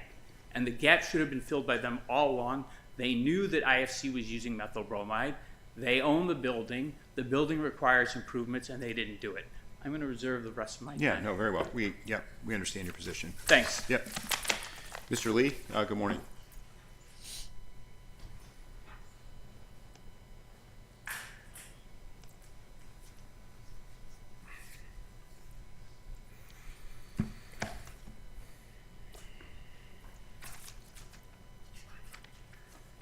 Good morning, Your Honors. May it please the Court, my name is Josh Lee. I'm here on behalf of the appellee Rollins, Inc. The first thing I would like to focus on is what was actually decided by the district court and what is the material portion of that decision. The material portion of that decision focuses on the causation requirement set forth by the Forsyth Court, the Illinois Supreme Court, in the Forsyth case. And what was decided below is whether Rollins, the parent company of IFC, which is the company that employed Mr. Mesenbring, whether that parent corporation can be held liable for Mr. Mesenbring's work-related accident under an exception to the normal rule that parent companies cannot be held liable for acts of their subsidiary. And that exception is called, appropriately, the direct participation exception in the direct participation theory of liability. All the parties in this case agree that Forsyth is the controlling precedent, and at the summary judgment stage, Forsyth requires the court to ask three questions. First, in conjunction with Rule 56, is there a material question of, or a dispute of material fact? There we go. Second, if there is a dispute of material fact and that dispute is genuine, could the evidence reasonably support a conclusion that Rollins exercised what's called eccentric control over IFC? And then third, if there is some evidence of eccentric control, was the conduct of Rollins using that eccentric control a cause of the accident? In this case, what the district court concluded after examining all of the evidence is that Rollins could not be held liable because there was no evidence that Rollins did anything that caused the accident. So regardless of whether there's a question over the approval level guide or not, it's not material because the evidence simply doesn't tie any of the alleged conduct to Mr. Mesenbring's accident. You agree, though, that I think the point that is being made by your adversary is that he's not using these words, but this is basically what he's saying is this can be shown indirectly. It can be shown by circumstantial evidence. What inferences are fair, especially when you view the evidence in the light most favorable to the non-moving party. So you could do that if there was evidence actually linking any of the conduct to something. Because direct participation liability, the Illinois Supreme Court did not say you need direct evidence of direct participation liability. It can still be shown circumstantially. Not on the causation front, Your Honor. You would have to have, well, you could have circumstantial evidence, but in this case, there's no circumstantial evidence that leads us to a link between the alleged conduct. Yeah, so that's more of a fact and evidence point. Well, I think the facts and the evidence are tied together. Yes, it is a fact and evidence point. But in this case, you have to look at the evidence and what they've alleged and see whether it actually leads to the accident. And there's a couple of pieces of that. So first of all, if we were to take the approval level guide, for instance, let's assume that the plaintiff's, the appellant's interpretation of that is correct and there were approvals that were required. There's no evidence that IFC ever asked for an approval or asked Rollins to pay for something or approve an expense that was denied, much less any expense that led to the accident. We can look at the lease. The much less part, though, is the part that's legally significant, right? In other words, that's the part of this that I think that it has to be analyzed at a high level. It's somewhat of a high level of particularity. It's not like they requested approval to put in a new parking lot and it was denied. You'd say, what's the parking lot have to do with anything? right? In other words, what you're saying is there's no expenditure that was requested that bears upon the handling of chemicals, including toxic chemicals. That's correct, Your Honor. In fact, there's no evidence. Is that the right question to ask? Because when you say, well, there's no evidence they did not lend approval to an expenditure, I think, well, you got to tie it to the chemical that caused the death. You do, Your Honor, but even before that, you'd have to show that they denied some expenditure. There's no evidence of a denial or a disapproval of any expenditure at all in this case. So you can't even get to the second question because there's no evidence that Rollins ever disapproved. What do we know any about what expense. Rollins required, said, suggested by way of any kind of training materials that bear upon the handling of chemicals? What we know Training employees, ensuring their safety, etc. What we know about that, Your Honor, is that, and it's important to understand this, Rollins, or IFC, the employer, actually existed since 1937. It was purchased by Rollins in 2005. Prior to, and this is admitted in the statement of facts, prior to that purchase, IFC had its own health and safety department and it wrote its own standard operation procedures with regard to how chemicals, including methyl bromide specifically, needed to be handled by the employees. After the purchase, IFC maintained its own health and safety department. It did all of the training with regard to methyl bromide and the handling of chemicals. Rollins was not involved in any of that. Rollins' health and safety department was not involved in any of that. And the reason for that, and I think that's important in this case, the testimony is because this was a highly specialized area that IFC specifically did. And so Rollins didn't want to do anything that would override IFC's own discretion in determining how best to run its business and train its employees and store those chemicals. What about the learning management system? Yes. Why wouldn't that raise an issue of fact on the training? It doesn't raise an issue of fact because there was nothing about methyl bromide or the handling of those chemicals that was part of that training. More importantly, the testimony was that except for generalized OSHA required training, ladder safety, it was actually IFC that determined what training went into the learning management system for its employees and what training was required for its employees, and that was not done by Rollins. Effectively, Rollins provided a distribution platform, but didn't determine the content. With regard to the lease, Your Honors, it's simply incorrect to say that IFC was not a part of the lease. You have both versions of the lease. There was only an amendment that was later added. IFC was the original owner of this facility. This facility was owned by IFC when it was purchased by Rollins. IFC occupied and had control over the facility. It continued to occupy and have control over the facility exclusively after the purchase. There was a typo on the extension of the lease, but everybody agrees, and all the testimony is, that IFC continued to maintain and operate that facility, and in fact, the terms of the lease were that IFC had to be delivered exclusive possession of the facility and was required to maintain that facility. Not Rollins, not any other company. And so really, all of this comes back to there's no conduct by Rollins that is any way related to Mr. Messenger's accident.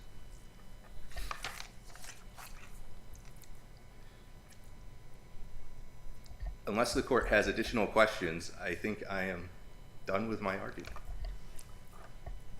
Okay, hearing none, Mr. Lee, thank you. Thank you. Okay, Mr. McKnight, back to you for rebuttal.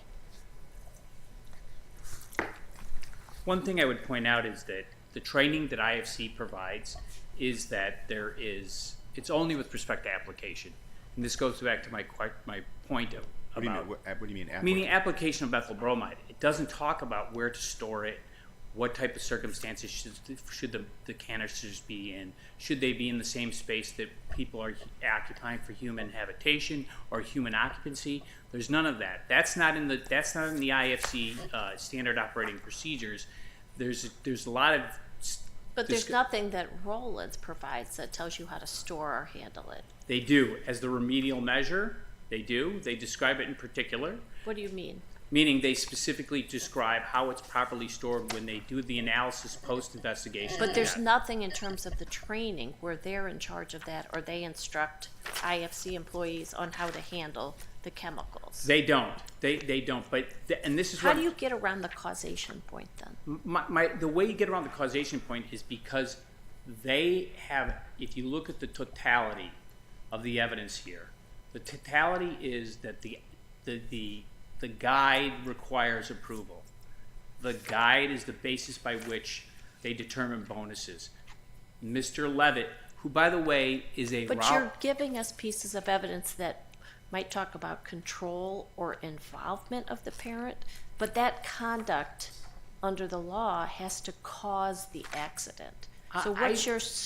Or are you disputing that's what the law is? Or I don't think the finding of Forsyth is so specific that that's what it is. For example, I think... What about subsequent cases from the Illinois courts that have interpreted it that talk about causation? I think there's an element of it that does require a connection to causation, but it doesn't have to be so specific where we unbundle, for lack of a better description, and dive down into a microscopic look at things. You can have a general protocol of safety over what the underlying... It's got to be foreseeable. Can we agree upon that? Well, it does have to be, and certainly foreseeable in this circumstance, that when they took control of the building and they knew that IFC was doing methyl bromide, and they also did applications of their own methyl bromide. In fact, Mr. Levitt testified that he applied methyl bromide, that they understand that it's certainly foreseeable that when you walk into a building that has no or improper ventilation or hasn't even evaluated the building for ventilation, that's certainly foreseeable that you should have proper ventilation, and those type of things should be done.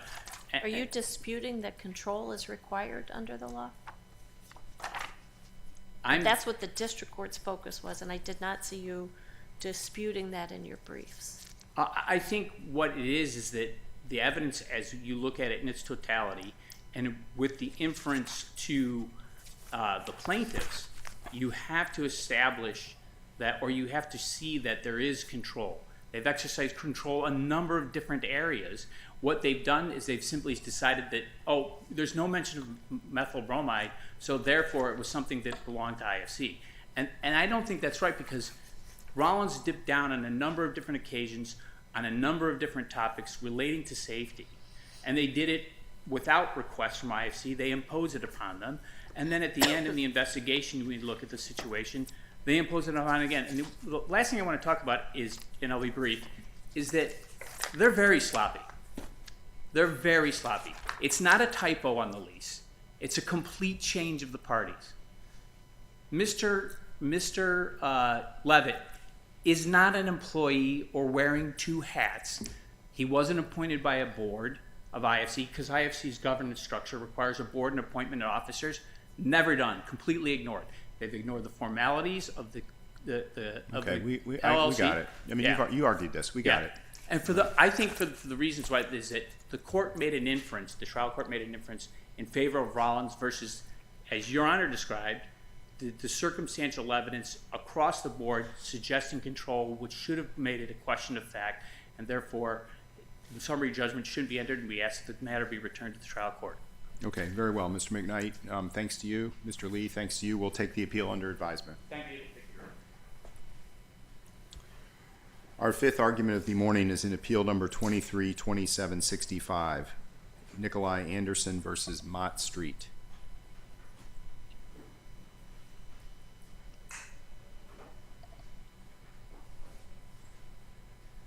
Mr. Brown, correct? Yes. Good morning, Your Honor. Good morning. Nice to see you. Go right ahead. May it please the court? Yes. Your Honors, my name is Attorney Sean Brown. I represent the plaintiff, Nikolai Anderson, in this appeal from the district court's grant of summary judgment in favor of the defendant Appellant, Mott Street. Your Honors, the plaintiff should have survived summary judgment for several reasons. In reviewing this matter de novo, the claims submitted by the plaintiff show that there were genuine issues of material fact concerning the claim of sexual harassment sexual discrimination, as well as retaliation. What's your strongest argument on the sexual harassment? The evidence has to support that the conduct was so severe or pervasive, and all you've identified are 4 or 5 individual incidents over a 2-year period, some of those involving patrons of the store and not employees. How, under our case law, does that come close to sexual harassment? Well, Your Honor, in viewing the record in the light most favorable to the plaintiff, in the plaintiff's deposition, she specifically talked about 4 to 5 instances of sexual harassment. Over a 2-year period. Correct. However, she made additional statements saying that she was touched and groped a lot. She indicated that there were other instances. She just did not go into detail about the other instances that occurred. But to answer your question, did she lodge complaints in real time? I mean, what you're saying resonates to the extent that it describes the content of her emails late in her, but as, for example, at the time that she was groped or touched inappropriately, did she lodge a complaint anywhere near the time of the incident? Yes. In the plaintiff's deposition, she indicated that she would report these incidents to Lola verbally, but the actual written memorialization didn't happen until those emails were submitted. So with respect to the sexual harassment claim, Your Honor, there was sufficient evidence for the district court to find that there were genuine issues of material fact. The plaintiff testified that an employee touched her butt. She testified that an employee hugged her several times, grabbing her waist and caressing her behind. That puts us at 4 instances. Then we have the fact that she says another employee called her a derogatory name that's, expressed towards females. She indicated that a specific instance where a patron grabbed her breast and butt. That's 6 instances. Then she testified that patrons grabbed her a lot. So, and that's what I was referring to, Justice St. Eve, when I said that she said, during that deposition, there were instances, but there were so many of them that she couldn't describe each and every single encounter. But when in a lot of these cases, though, when you're talking about allegations of a workplace environment being so severe, the sexual harassment being so pervasive, one of the things that we often look for is evidence that the employer was on notice of it, right? Because you're not if we give the position you're advancing all the benefit of the doubt that multiple patrons inappropriately touched her, right? You would expect her to be raising that to her employer, saying, why aren't you doing something about this? Or I can't continue to work here as long as you're going to allow patrons to do this kind of stuff. And and you just don't see it. You see it in that email right before the termination. Justice Scudder, with respect to that issue, the record has profound information concerning the plaintiff going to managers, telling them, hey, this person's touching me. She actually went to the owner and told the owner about, how these people were groping her, and she asked the owner. What's the record evidence of that? Are you thinking about her deposition testimony? Yes, I'm referring to the deposition testimony. And these are all these oral reports? Yes, with respect to that, everything is an oral report except for the emails that were sent on August 26th. I thought she testified that she complained to Lola, not to the owners, about several of these specific instances, but I don't think she testified that she complained about all these other alleged inappropriate touches by patrons. There was one instance, the instance specifically addressed in the deposition where the patron groped her breast and behind. But that's one instance. To qualify for sexual harassment, and inappropriate, completely inappropriate, But to qualify for sexual harassment, it has to be so severe or pervasive as to alter the conditions of employment. And one instance doesn't rise to that occasion. And Justice St. Eve, I'm glad you brought that point up, because she actually went to the owner and told him about this situation, and he said, okay, we're going to do something about it. But later, the owner went to her and told her, hey, I still need you to wear tight clothing. When she went to him and said, I want to wear looser fitted clothing, the owner told her, you need to wear tight clothing. So that's a situation that, She wore the same clothes she wore to her law firm job, correct? I think she admitted that. Yes, that was early on, but however, later on during the course of her employment, they wanted her to wear tight fitted clothing that would, show off her body essentially. And it was... According to her testimony, she never changed the way she dressed. She came in wearing what she wore to the law firm. Judge, I can provide a supplement with the record sites indicating... That's okay if it's in there, but that's not how I read it. Okay. So, with respect to the sexual harassment, Your Honor, you indicated that it has to be so subjective and severe to create an abusive work environment, and that's exactly what it was. She went to the owners and as well as her managers repeatedly asking to be moved to a different position because of that conduct. With respect to the second claim of sexual discrimination, the record also shows that men were treated differently than women. The district court looked at only one angle of the prism.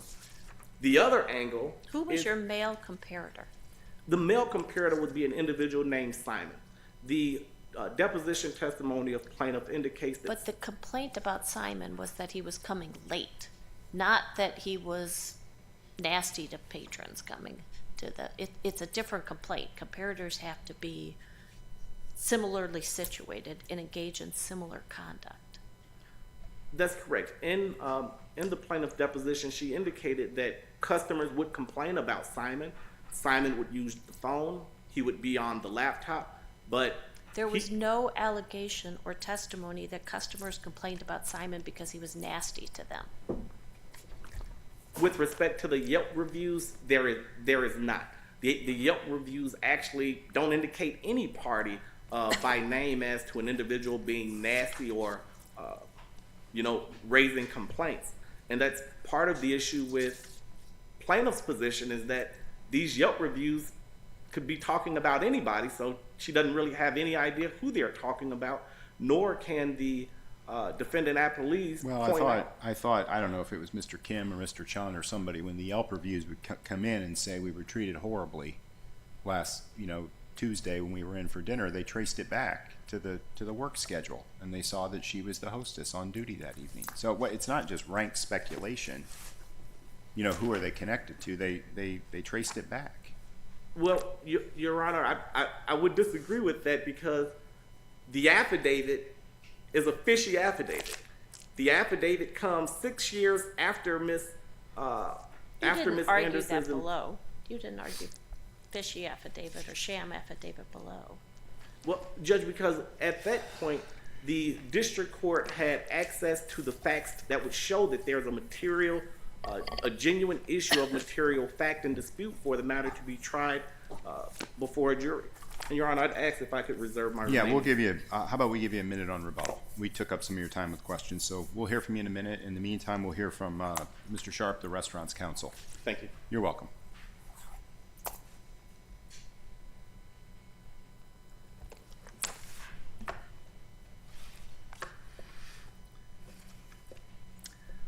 Good morning, Your Honors. May it please the court. Brian Sharp on behalf of defendant Appellee Mott Street.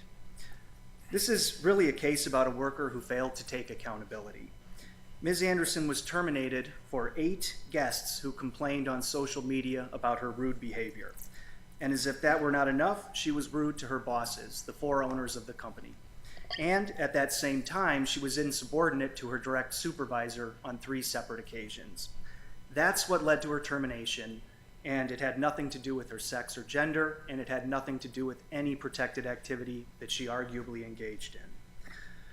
Judge Durkin's well-reasoned opinion granting summary judgment may be affirmed for two separate reasons. Number one, on the merits, and number two, under the doctrine of waiver.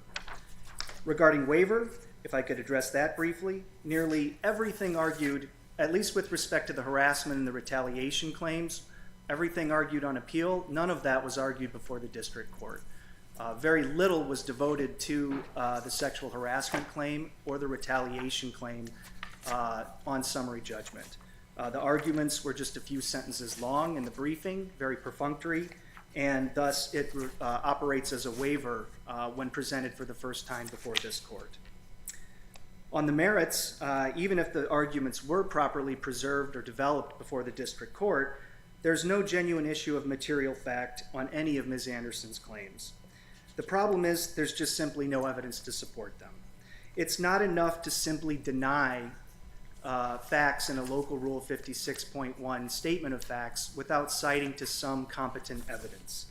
It's Mr. not Sharp, enough. I know it's not required under your employee handbook or employee plan, but did your client ever talk to Ms. Anderson or attempt to address the Yelp complaints or his own observations about her conduct with her? Yes, Judge. There was they call it a counseling session that they had after the first batch of negative reviews came in. Ms. Anderson. Was that with her one-on-one as opposed to with all of the employees? I thought that was more of a group counseling. It was more of a group counseling, but she was present and heard the same message that her peers heard about the importance of being kind and respectful to customers or guests who come into the restaurant. Did they ever talk to her one-on-one? There's nothing in the record that suggests that they talked to her one-on-one in a separate counseling session, although Nate Chung, her supervisor, was with her one-on-one virtually every single shift. Is there any evidence that she complained along the way as these incidents were occurring? Reading the record most favorable to her, she testified that Lola, kind of a lower level. She managed the front area. She managed the front.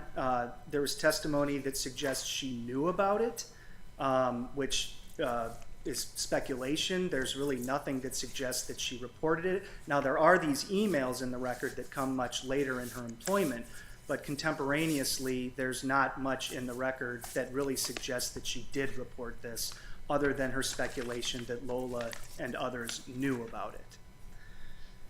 With respect to the harassment claim, as your honors recognize, the threshold in the Seventh Circuit is very high. It's a high bar to establish a hostile environment based on sexual harassment. In the end, the harassment claim fails because there are 4 to 5 isolated, non-serious instances that occurred over a 2-year period. Under the case law that we've cited in our brief, this just simply is not enough to be actionable. Regarding the sex discrimination claim, under the Ortiz standard, there's no evidence to take to a fact finder to conclude that Ms. Anderson was terminated because of her sex. This is particularly so because 9 of the 10 hosts hired after her were also female. We've identified male comparators who were terminated for similar reasons. The organization is 50% women-owned with many female managers, including Lola, who was promoted from host to manager during Ms. Anderson's own employment. And when it comes to pretext, Ms. Anderson may not believe the social media postings were about her, but that's really not what the question is on summary judgment. The question is, what does the employer honestly and reasonably believe was going on to establish pretext? And she came up short on that front. There's more than ample basis for Nate Chung to conclude that these negative social media postings were about Ms. Anderson, namely that he correlated the schedules. Likewise, the retaliation claim fails because, number one, there was never a legally protected activity, and even if there was, Ms. Anderson in her deposition acknowledged that timing was really the only basis that she was relying upon, which in this circuit, generally speaking, timing alone does not get you past summary judgment on a retaliation claim. Beyond that, we've identified comparators who undisputedly did not engage in any protected activity, and there's no other inference of any sort of retaliatory animus. So if there are no further questions, we ask that this court affirm the district court's grant of summary judgment. And thank you. Very well, Mr. Sharp. Mr. Brown?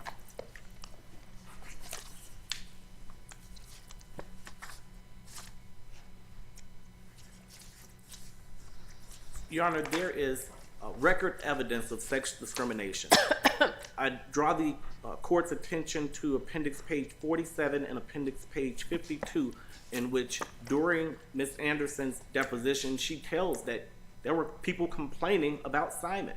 He never had any punishment for using the phone, never had any punishment for using the tablet, but she was. Furthermore, counsel opposite indicates that there is not enough evidence. But in the case of Payne v. Pauley, merely an affidavit is sufficient. Here we have a significant, substantial deposition from Ms. Anderson talking about the wrongful conduct of Mott Street. And her forming the complaints does count as a legally protected activity under case law. Based on that, we ask that you reverse the district court's decision. Okay. Mr. Brown, thank you very much. Mr. Sharp, thanks to you. We'll take the appeal under advisement. That brings us to our last argument of today's session. It's appeal number 232823, Charles Vavra versus Honeywell International.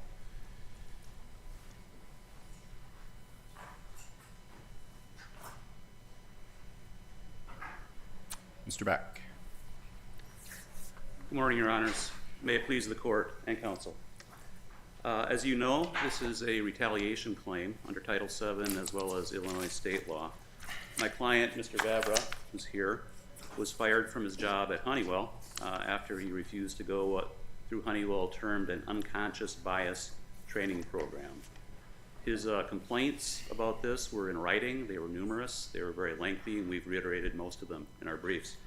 And he said what you would normally think you would get in a complaint of this type. He said, I think this is racist. I think it divides people up into categories. I think it ascribes opinions to people based on the color of their skin, that sort of thing. He actually, at one point on the 24th of March of 2021, said, please consider this to be an official complaint for policy purposes. Honeywell scheduled his termination meeting the next day, and he actually was terminated in a Zoom meeting. The district court held that there was no protected activity. These complaints were not actually protected activity, and also there was no proof of causation. I'm going to focus on the first issue. I think it's legally more interesting. There are two relevant rules in this circuit, and I think in every circuit as far as I know, regarding what is a protected complaint of discrimination for retaliation purposes. The rule is very clear. You don't have to be right as an employee. You just simply have to have a sincere and reasonable belief that something violates Title VII. How can we say on this record that the belief was reasonable when he never saw the training video? Your Honor, this court has said, look, you don't have to go through the training itself. You don't have to go through the illegal process in order to know. You don't have to see it in order to know what's in it, that sort of thing. Is it your position that all DEI training is discriminatory? Absolutely not. And EEOC, which is amicus in this case, notwithstanding, straight legal compliance training, and I've done probably 500 of them for employers, is absolutely legal, and there's a real public policy reason why that makes sense. What happens is when you get, and I pointed this out before, you get into something called unconscious bias training. That's a little bit different. It draws heavily on the implicit association. Would we have to conclude that all unconscious bias training is discriminatory in order to find that your client's belief was reasonable? Absolutely. We're not going to, the EEOC says that that's not the case. No, I'm asking you, if in order, one of the elements for the protected activity is that your client's belief had to be reasonable. Mm-hmm. He admitted that he never saw the video at issue here.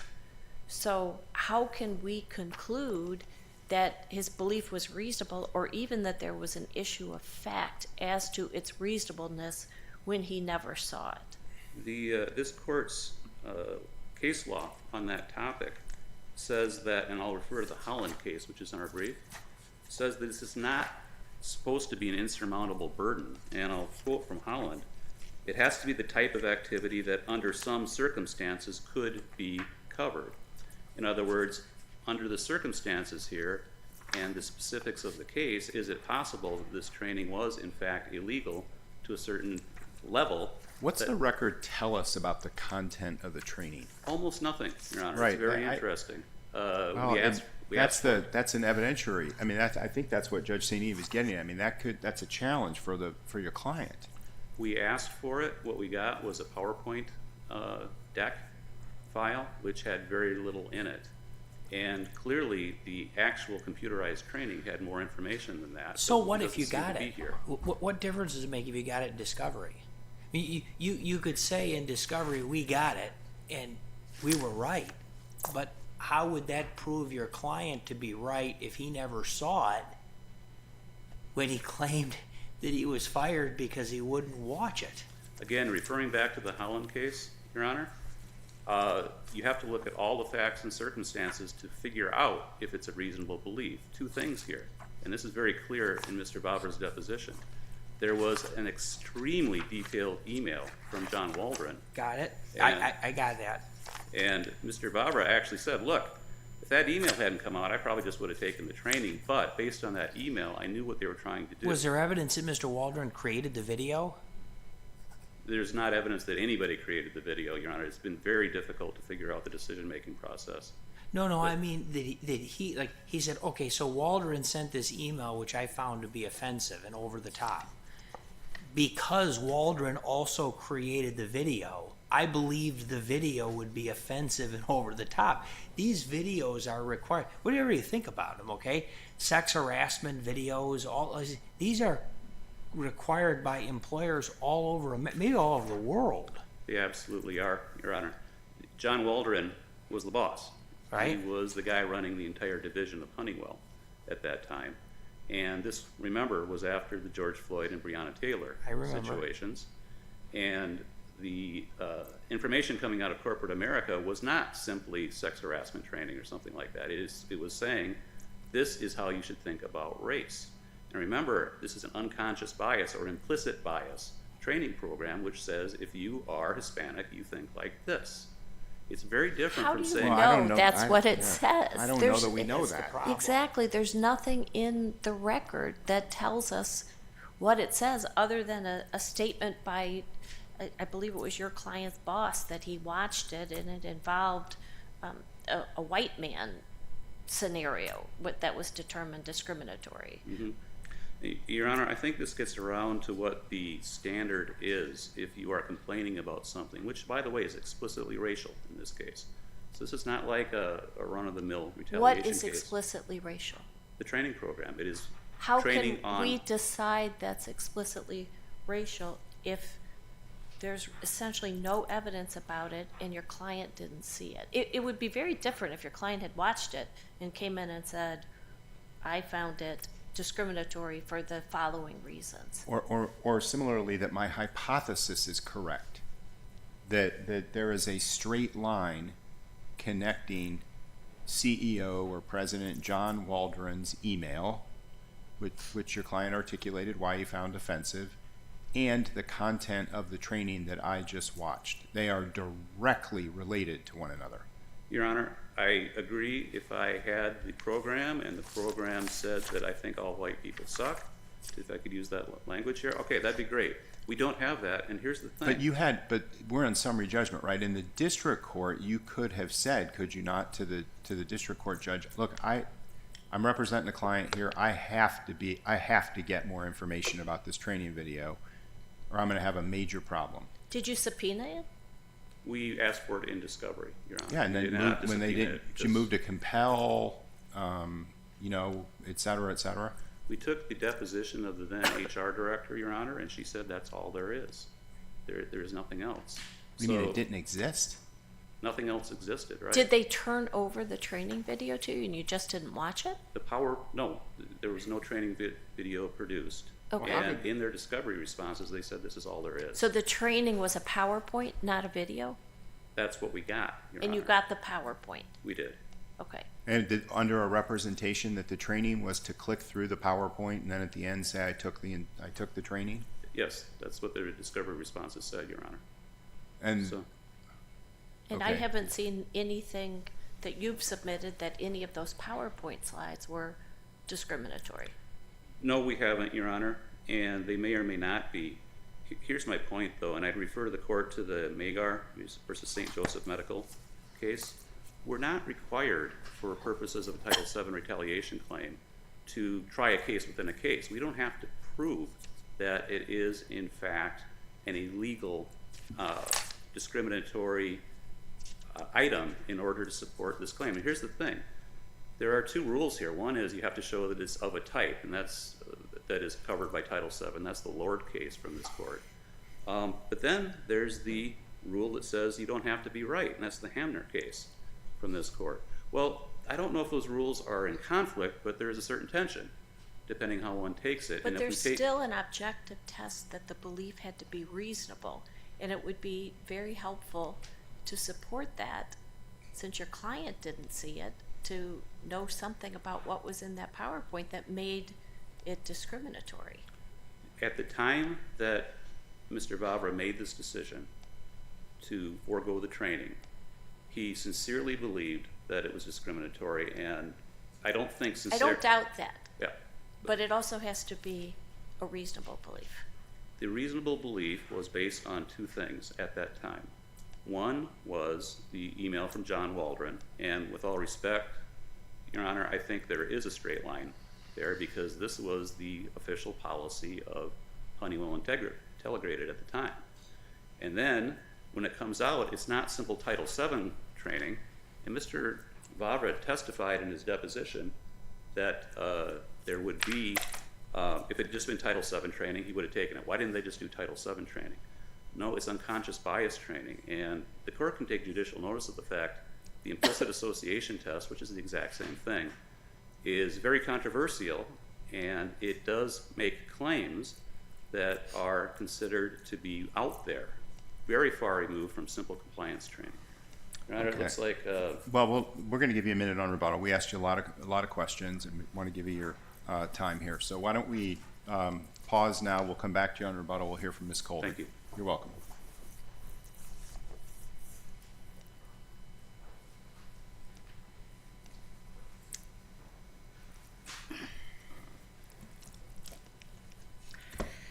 May it please the court, my name is Jennifer Colvin, and I represent the defendant appellee, Honeywell International, Inc. The district court's opinion should be affirmed.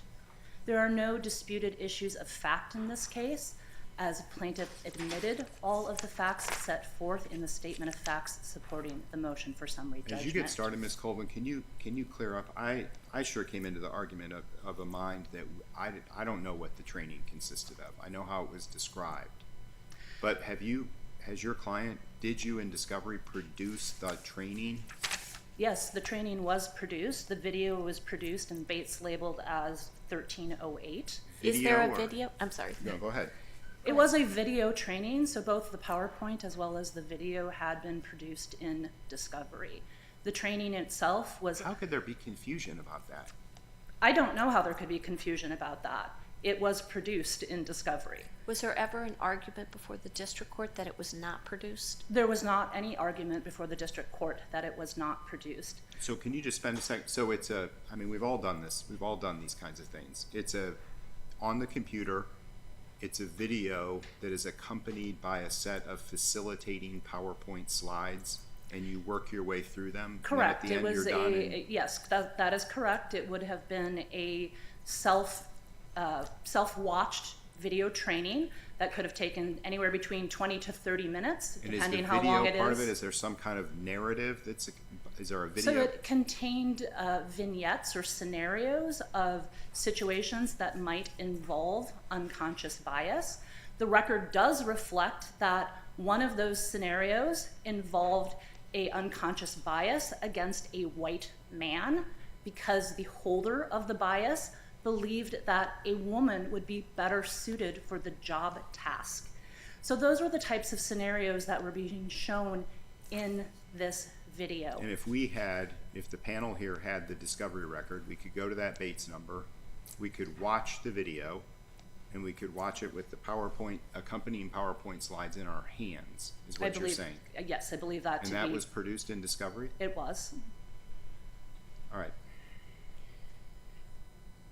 At the end of the day, when you look at this record as a whole, it does not support that a reasonable jury would find that Mr. Vavra was terminated for engaging in protected activity. Was Mr. Vavra ever warned that he could be terminated for not completing the training? Yes, that started as early as when the training actually was announced in November of 2020. Was there an explicit warning? I know it was said it was mandatory, but was there any kind of explicit warning that mandatory means if you don't take it, you're going to be fired? Yes, when he met with Chris Maines, who was the vice president of engineering, after he had raised his complaint, Mr. Maines did tell him that it would be insubordination. That was quite a bit later, correct? That would have been after he made his complaint. Yeah. Up until the time that he made his complaint on March 8th, it appeared that, like many employees, he simply just hadn't gotten around to taking it, right? He had received... he had a couple of opportunities, even, it seemed, I mean, maybe I'm misreading it, you can correct me if I'm wrong, but even after the stated deadline had come and gone, a couple of his colleagues or managers or something came to him and said, hey, look, are you going to draw a line in the sand on this? Or, yes, take that training? Yes, that's absolutely correct, that on the 2nd of March, he was told that he needed to take the training, that it was mandatory. That's after the deadline? That was after the deadline. The deadline was February 25th. He received a daily automated email after the 25th that told him how many days he was out of compliance, that the training was required, and that the matter had been escalated to his manager. His manager then indeed did speak with him about taking it and told him that he needed to complete it within the next 24 hours. HR followed up with him to remind him that it was mandatory training. And indeed, on the 5th of March, HR reached out to him and again reminded him that this was mandatory training for all employees and asked him if he had any barriers to completing the training. Only then did he raise his complaint about John Waldron's email and the training itself. But the record reflects that Honeywell never stopped trying to get him to take this training. Even after he made his complaints, he continued to receive the daily automated emails. Mr. Maines met with him. And then when they met with him on the day of his termination, before he went into the meeting, Jeff Cortez, his direct manager, asked him if he was sure that he wasn't going to take the training. And in that meeting, he was explicitly given the option to take the training and was told that if he would not take the training, that he would be terminated. Mr. Vavra understood the seriousness of that because he left the Zoom, said he needed to speak with his wife, came back, said he was not going to take the training, and indeed he was told he was being terminated because he did not take the training. It seems from the record that he was otherwise a good employee. Is that a fair statement? I think that is a fair statement. Yeah, in fact, it seems to me that they were urging him to take it and stay with the firm, stay with the company. I think that's a fair interpretation, that they wanted him to take it. It was required of all their employees. They wanted him to take it. They wanted to keep him employed in that regard. But he continued his refusal. If I could address the argument with respect to his refusal to take the training itself being protected activity, as the court noted, it's not just a subjective belief that's needed, it's an objectively reasonable belief that is needed. And here, he did not have that objective, reasonable belief. He simply couldn't have. First, when you look at the record, as you noted, he did not take the training, but even when the training was announced in November of 2020, That training stated that it was being launched as part of the company's commitment to diversity and inclusion. It stated, quote, "While it's human nature to have biases, we must strive to overcome them to create an environment that values everyone's perspectives," close quote. No reasonable person could have read that missive and determined that, as Mr. Vavra did, that John Waldron's email combined with the training was going to vilify an entire class of people, being white people. And when his continued refusal after he complained, that could not be objectively reasonable once he spoke to his manager, Jeff Cortez. Again, Mr. Cortez spoke with him and said, "I've taken the training, I don't think it is racist," and it includes a scenario where a white man was the victim of unconscious bias and that the holder believed a woman was more appropriate for the position. Once he had that information, he could no longer objectively believe that the training was meant to vilify an entire class of people. If there are no further questions from the panel, I would ask that the panel affirm the decision of the district court. Very well. Ms. Colvin, Mr. Beck?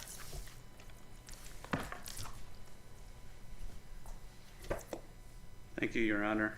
Two very quick points. First, about the warning about termination. The first mention of it was on March 19th of 2021. The termination decision was made 6 days after that when the Zoom meeting was scheduled.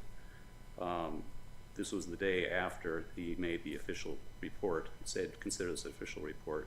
With regard to the objective belief about the discriminatory nature of the training, we need to look at the time that Mr. Vavra made his decision. Again, because under the Mygar case, we don't go back and try the case and say, hey, you know, as it turns out, it's not discriminatory. What he knew at the time was based on John Waldron's extensive email and the implicit bias aspects of the training itself, which go far beyond simple legal compliance. So we would ask that the case be reversed and remanded back to the district court. Thank you. Okay, very well. Mr. Beck, thanks to you and your colleague. Ms. Colvin, thanks to you and your colleagues. We'll take the appeal under advisement, and that concludes the day's arguments.